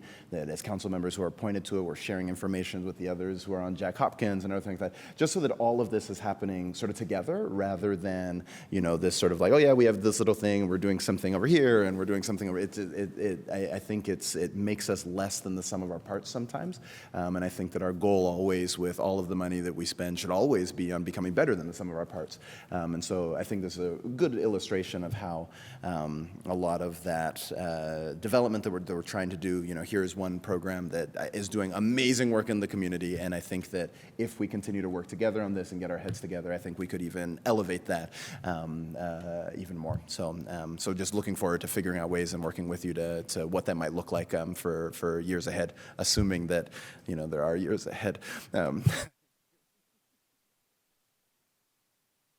Thank you. Are there other council member comments? Councilmember Piedmont Smith. Yeah, I will just note,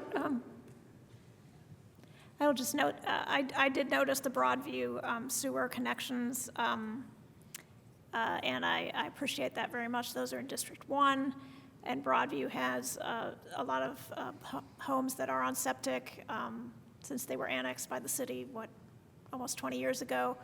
They've kind of been waiting for sewer connections, and I know some property owners there would have a hard time affording the initial hook-on. So I'm glad to see this. I've already reached out to Catherine Zager to get more information on how it'll be decided who will benefit specifically from this funding. So I'm glad to see that. I'm glad to support the list in general.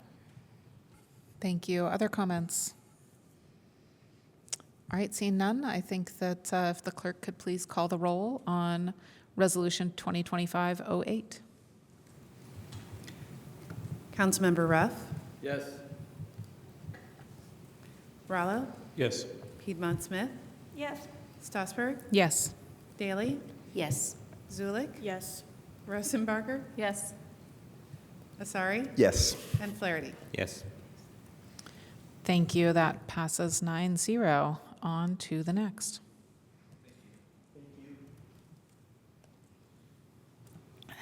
I move that appropriation ordinance 2025-04 be introduced and read by the clerk by title and synopsis only. Second. It's been moved and seconded to introduce appropriation ordinance 2025-04. All those in favor, please say aye. Aye. Opposed? Thank you. Will the clerk please read? Appropriation Ordinance 2025-04 to transfer from the general fund to various departments within the general fund and to the Economic Development Local Income Tax Fund, the Park and Recreation General Fund, the Parking Meter Fund, the Parking Facilities Fund, the Motor Vehicle Highway Fund, the Alternative Transportation Fund, the Fleet Maintenance Fund, and the Sanitation Fund. The synopsis is as follows. Appropriation Ordinance 2025-04 appropriates various transfers of funds within the general fund from the Human Resources Department to various departments and from the general fund to various funds and various departments to correct the personnel budget and align with the 2025 salary ordinance. Thank you. I move that appropriation ordinance 2025-04 be adopted. Second. Thank you. It looks like we have the controller here to present, so please state your name for the record. Good evening, Welcome. Council. Controller McClellan to present this to you tonight. This appropriation ordinance transfers budgeted spending that was put as a lump sum, $6 million in the HR budget. It transfers that budgeted spending out to the various departments in the general fund and to some various funds, other funds that have personnel lines. So to take you back to how we came to this point, what happened last year is that we approved the 2025 budget with, we came to you with a budget that had a 3% increase just to the employees that are in our regular salary ordinance. We had negotiated increases for the sworn fire officers, and we had negotiated increase for the sworn police. So even any like police and fire employees that are just in their regular salary ordinance, they were all still being evaluated by the salary study, and their compensation was being adjusted. So then we approved the budget, and then we came back to you before November 1st, like right at the end of October, with the salary ordinance, and that's where we changed everybody's grades, and we did that separate, and we said we have enough money. Everybody's pay is changing. But we have enough money to start the year. They all have a budget. They all have a salary line and a budget, and there's some money in there, and we can pay them for, almost to the end of the year. But we're going to have to move just a little bit into every single personnel line to balance it out and make that personnel line match what they should be getting paid according to the salary ordinance. So that's what this does. So excuse me, I'm happy to take any questions that you have about any part of this. I feel like we have a really great discussion if we go quickly to questions. So I'll take your questions.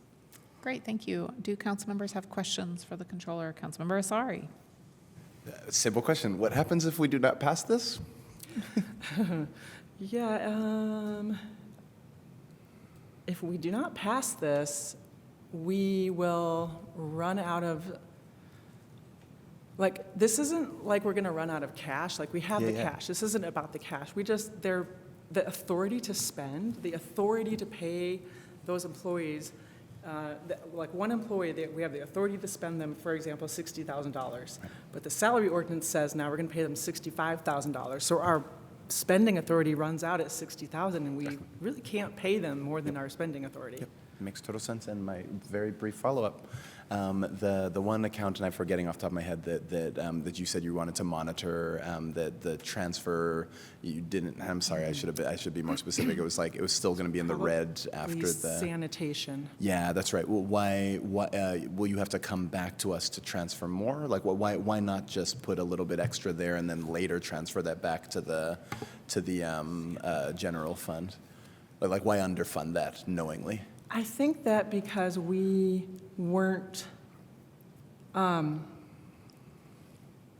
I think because we knew we were going to be coming back to do adjustments to the sanitation fund anyway. Okay, got it. We decided it would be maybe simpler to do it all at one Okay, time. got it.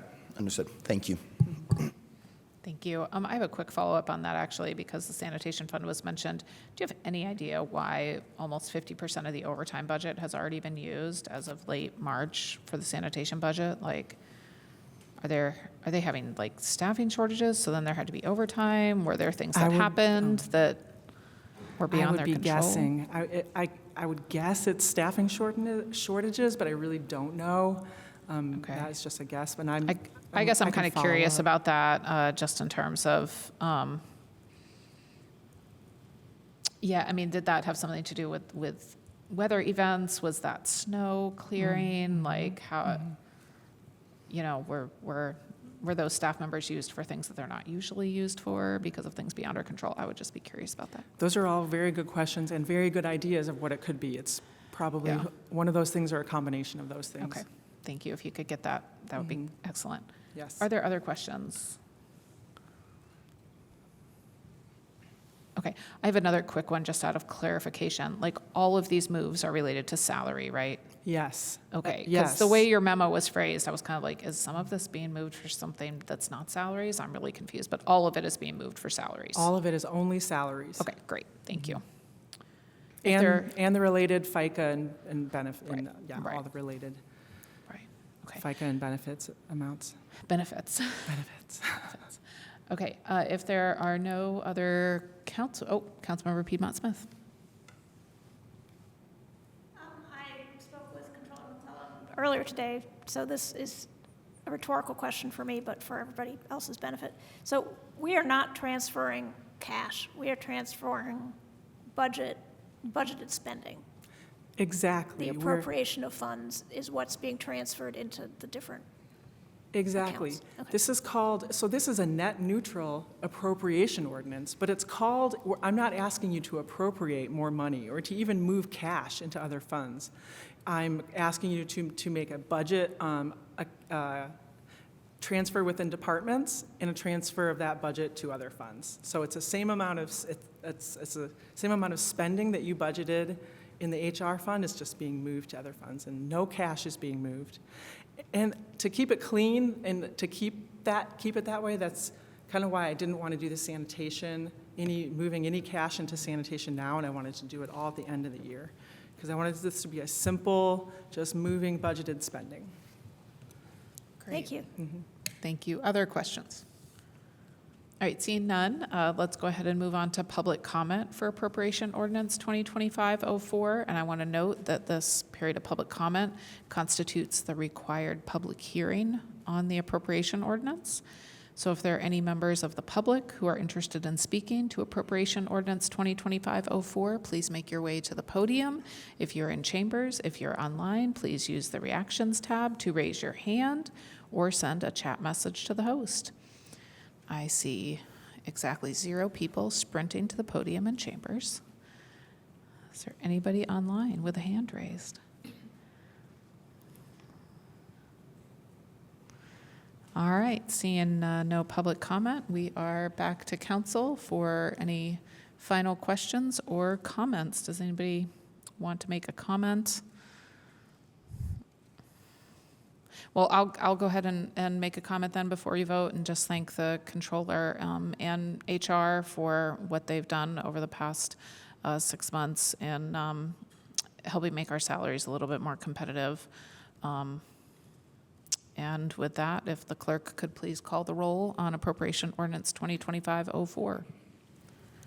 Councilmember Rallo, Yes. Piedmont Smith, Yes. Strasburg, Yes. Daley, Yes. Zulik, Yes. Rosenbarger, Yes. Asari, Yes. Flaherty, Yes. Ruff, Yes. Thank you, and that passes 9-0. Moving on to the next one.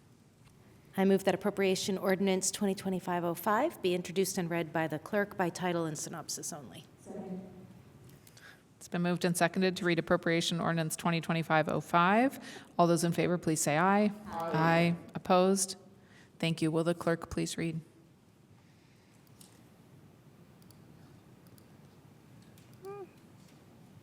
Yes. Appropriation Ordinance 2025-05 to amend and transfer appropriations in the Alternative Transportation Fund, Cumulative Capital Development Fund, and Park and Recreation General Fund for expenditures not otherwise appropriated. The synopsis is as follows. Appropriation Ordinance 2025-05 adjusts the 2025 city budget to deappropriate funds originally included for capital expenses that are now funded through the 2024 GO bond, reallocates parks and recreation expenditures covered by ARPA, and increases appropriations to the Council Sidewalk Committee and the Public Works Community Crossing Matching Grant. It also corrects the funding source for the Parks and Recreation Department's Zamboni rental. Thank you. I move appropriation ordinance 2025-05 be adopted. Second. Thank you. It looks like we have Controller McClellan here again to present. Good evening, For Controller. formality, you can introduce yourself all over again. Yep. Good evening. This is Controller McClellan. What we are doing with this appropriation ordinance is we're looking at the expenses that were in the 2024 budget that got moved to the 2025 budget that got moved to the 2024 GO bond. So the first kind of chart in your packet is about the parks things that were in the 2025 budget and then were paid for with the bond. And those things are the vehicle replacement, sound system upgrade, a 3/4-ton truck, and then contractual roofing for the Woodlawn shelter. So those things are in the bond. We are asking you to, we are showing you those amounts, and we could deappropriate all of that, but we're asking you to give parks some spending, the ability to spend some of that money on other things that they need. Those things are safety and maintenance improvements to the Winslow High Rogers roundabout that is part of another bigger engineering project, and an invasive plant survey at Switchyard Park that was originally requested in the budget and it was cut. Now the lower part of this chart is really just informational, and it doesn't really have anything to do with the 2024 GO bond. It actually has to do with a lot of savings that the Parks Department found through using ARPA. It turns out that they budgeted for MSI security at Switchyard and on the Beeline, and it turns out that MSI security is eligible for ARPA. And so they're contracted to pay for that with ARPA. And so this is just to show you that they are using their resources really wisely. And these are all the things on this list that they're going to use that funding for, that it has become available. We're not asking you to approve this lower part of this doesn't need to be. It's category, some of it's a little bit of category transfers, but this is mostly just informational. And I can take questions. Hope he looks confused already. Or she looks like she has questions. Thanks so much for calling me out on that. Yeah, sorry. Do council members have any questions on this appropriation ordinance? No, because great, I'll totally ask the question. I am still not quite sure what what we're doing. Yeah, so I thought that things had already been taken out of the budget last year that were going to be used by the GO bonds, but you're saying no, they were actually left in. Yeah, they were, because we approved the GO bonds after we approved the budget, and I didn't want to take that risk that something would happen with the bonds, like that the bonds wouldn't get approved, and then these departments are left with no funding for some of these things. And I'm pretty sure, when we presented on the bonds, I said I would come back to you and I would ask, we could deappropriate these things from the budget if we wanted to. Okay, so things are getting taken out of the budget. Yes, and so that's yes. leaving us in theory with like extra money in the budget now. But like, what is actually happening with that? Is that just I'm not leaving them just extra money in the budget. I'm taking away their authority to spend. I'm taking away. The Parks Director is here, and he agrees with me. We're saying the Parks Department is not going to spend $112,500. We are taking away that authority to spend. And the amount that we leave in their budget, we're asking you if we can leave in $41,000, and this is what they will spend it on. The roundabout improvements and the invasive Right. plant So survey. what's happening to the 112,000 that you're taking out? Where's it going? It's not, it is being like deleted, removed. I'm telling DLGF, change, So it's like putting money into the savings account or something Yeah. like that in terms Yeah. of like the layman sort of, Yeah. like we're going, okay, we were going to buy this thing and now we're no longer buying this thing. And so Yeah. we're like saving this money instead. Because we were running like a deficit budget last year, right? Like we were kind of dipping into our surplus. Parks has been doing really good. Parks is actually. Well, not in parks, but I mean just in general in our In general, budget. yeah. Yeah. Parks is doing really good at, Parks is a very cost recovery type of department where they really try really hard to understand the true cost of their programs. And so that's what I mean by they've been doing really, really good at figuring out their cost recovery and improving their budget to revenue. Okay, but this appropriation ordinance isn't just about parks. It's also about other Right. departments. And This- so like that money also that was in Go Bonds is like being sucked out of there and is like being put into the theoretical savings account. Well, this appropriation is just about two departments, Parks and Engineering. And so after we talk about the Parks part of it, I can go ahead and talk about the engineering part of it. That's just a little bit simpler, so I left that for after the Parks part. The engineering part is actually not a de-appropriation. It's just a budget transfer from the things that we put in the Go Bond. Now we're going to fund other things that we said we wanted to fund with that money.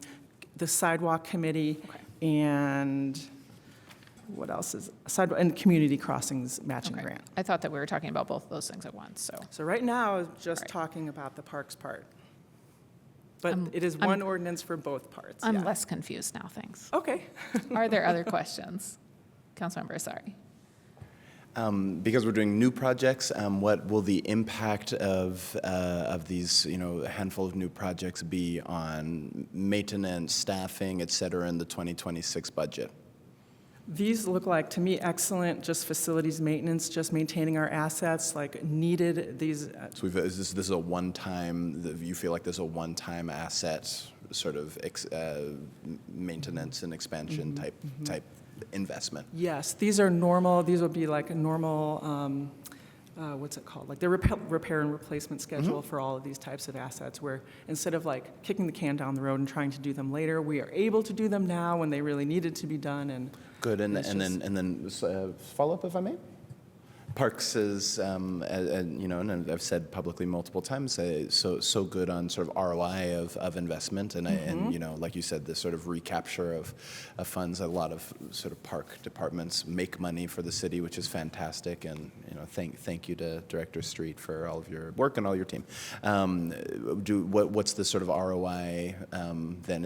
Will there be reductions in what does this bring in for, like, how does this affect broadly 2026? I see they won't have a increase, a sort of inflationary impact. Does it have some other type of investment return? well, I'd like to invite Tim to come up and talk to and kind of talk about his department a little bit and about this. But I think that Parks is a never-ending replace and repair schedule, and this is just sort of like keeps us a little bit more up to date instead of falling behind. Okay, good. Talk about that. Good evening, Tim Street. I'm Director of Bloomington Parks and Recreation. Nice to be before you tonight. I don't often get to be with you.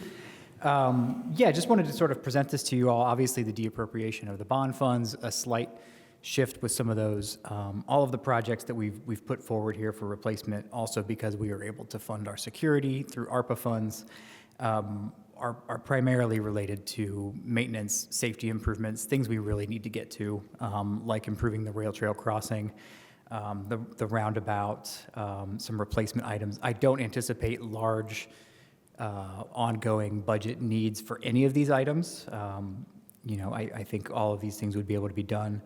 And at the same time, if you look at it comprehensively, we're reducing our overall expense budget for 2025 by about that $112,000. So we are able to reduce our expenses overall. while still getting some really good wins in and getting to take care of some things that are really needs. Hopefully that answers the question. I think so. Thank you. Are there other questions?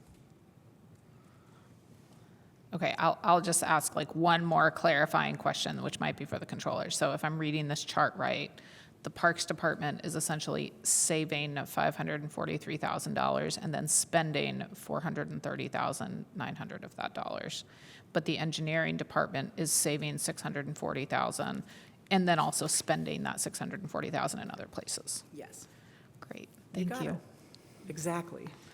All right, whew. If there are no other questions, we will move on to public comment then for this appropriation ordinance. And once again, this public comment period serves as the required public hearing for appropriation ordinance 2025-05. So if any members of the public are interested in making a comment, please make your way to the podium. If you're online, you can raise your hand using the reactions tab. The public has been very chatty so far tonight, so I really expect a sprint to the podium here. I have to add some levity in somewhere. Has anybody raised their hands or sent a chat message to the host? No hands are raised. All right. Seeing none in chambers, we'll revert this back to council member comments or further questions. Any comments from council members? Councilmember Asari. Just one, and I think mostly just, internally to us in the public,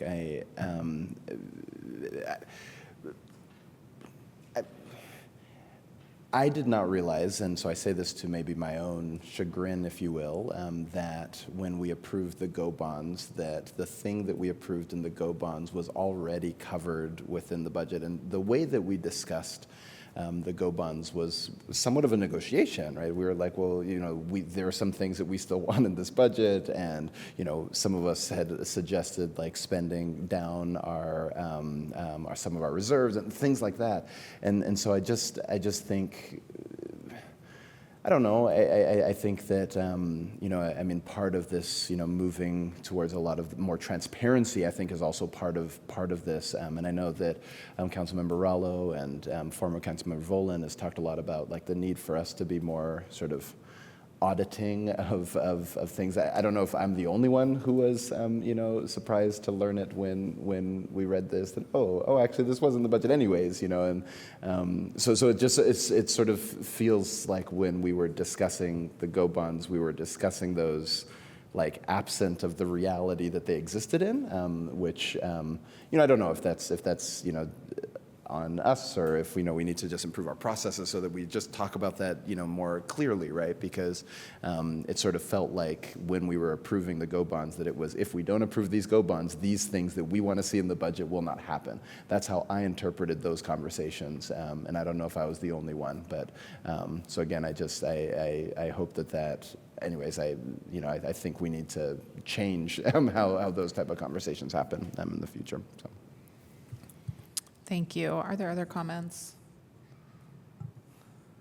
I'll go ahead and make a comment.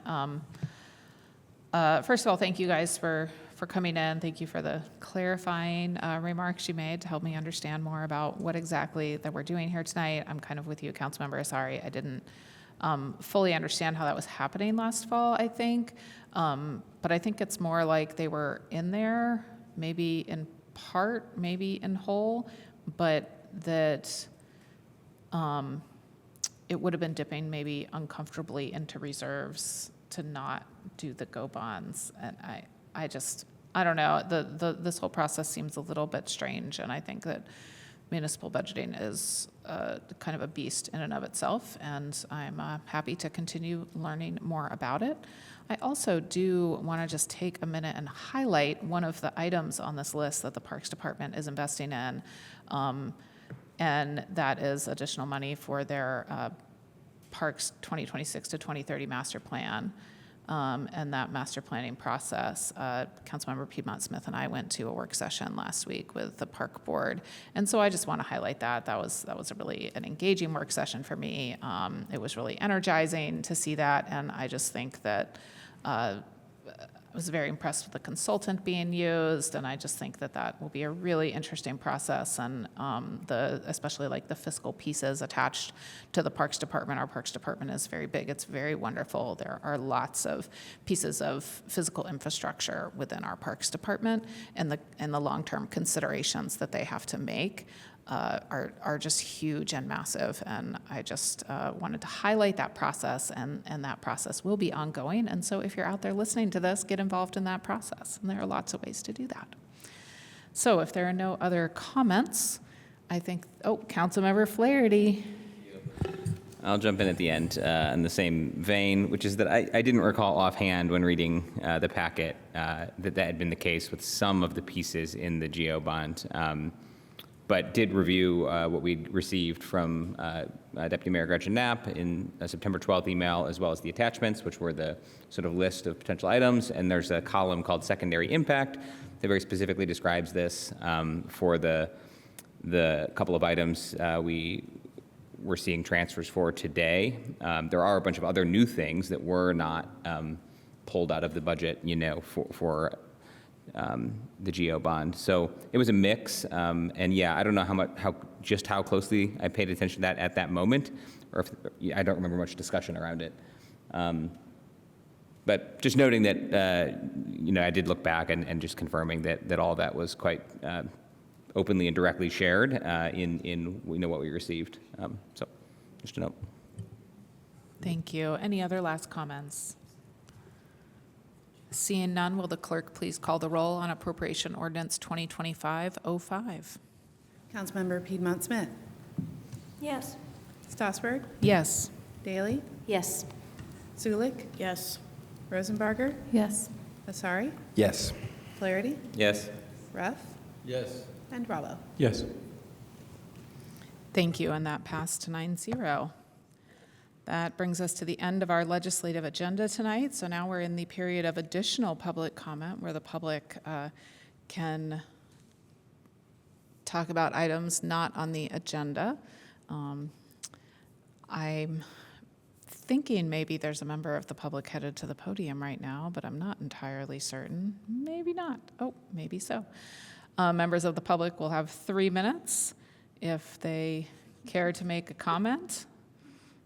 I do not see anybody coming to the podium in chambers. Is there anybody online who has raised their hand or sent a chat message to the host?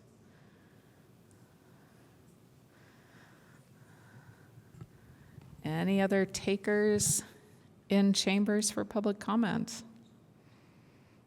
I'm not sure we've ever had a meeting where there has been absolutely zero public comment in any part of our agenda. If somebody wants to email us later just to, make up for that, that would be great. Moving on to the last section before adjournment is some notes on council schedule. So we will have a special session to continue talking about the budget 2 weeks from tonight on April 30th. Our next regular session will be on May 7th. And then I just want to take a note, a minute of time to recognize that this is the last council meeting that our Deputy Attorney Ash Kulak will be here for.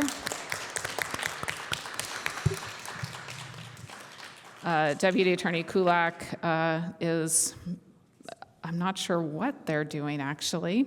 I think I know, but I'm not going to say it publicly, but they are moving on from the council office. And I just wanted to take a minute to appreciate Attorney Kulak's contributions to council office, keeping everything going. The legislation that they've contributed to, the research that they have done has been really, really important. It's this really particular area of municipal law where you just have to research a lot of things and pay attention to a lot of details, and there are a lot of little pieces of legislation that the public might not fully realize has to be a certain way, has to be phrased a certain way, because we do want our legislation to actually stand up if it had to, ever, and recognize all the things it needs to recognize in terms of Indiana state law and federal law and Bloomington Municipal Code, which is sometimes quite complicated as well. So I have really appreciated Attorney Kulak's guiding light in those ways in the little over a year that I have been on council. And so I do have something for you, and then there's a card, and then there's some treats to share. And I want to give a moment if any other council members would like to publicly acknowledge Ash's contribution to the council office. Councilmember Piedmont Smith. Yes, Deputy Attorney Kulak, we're going to miss you a lot. You've been a great colleague to work with and a tremendous help in researching and writing legislation, and I wish you all the best. Thank you. Others, I'm going to have to put this down because I can't see this end. Councilmember Daly. Just best wishes on everything, and I hope you're joyfully happy as you move on, and thank you so much for everything. I'm going to miss your presence around here.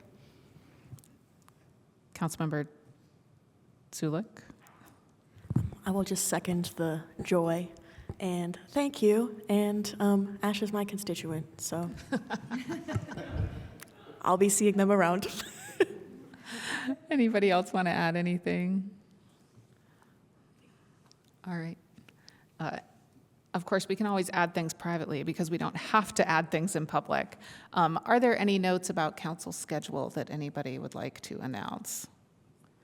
Then we are adjourned. Thank you.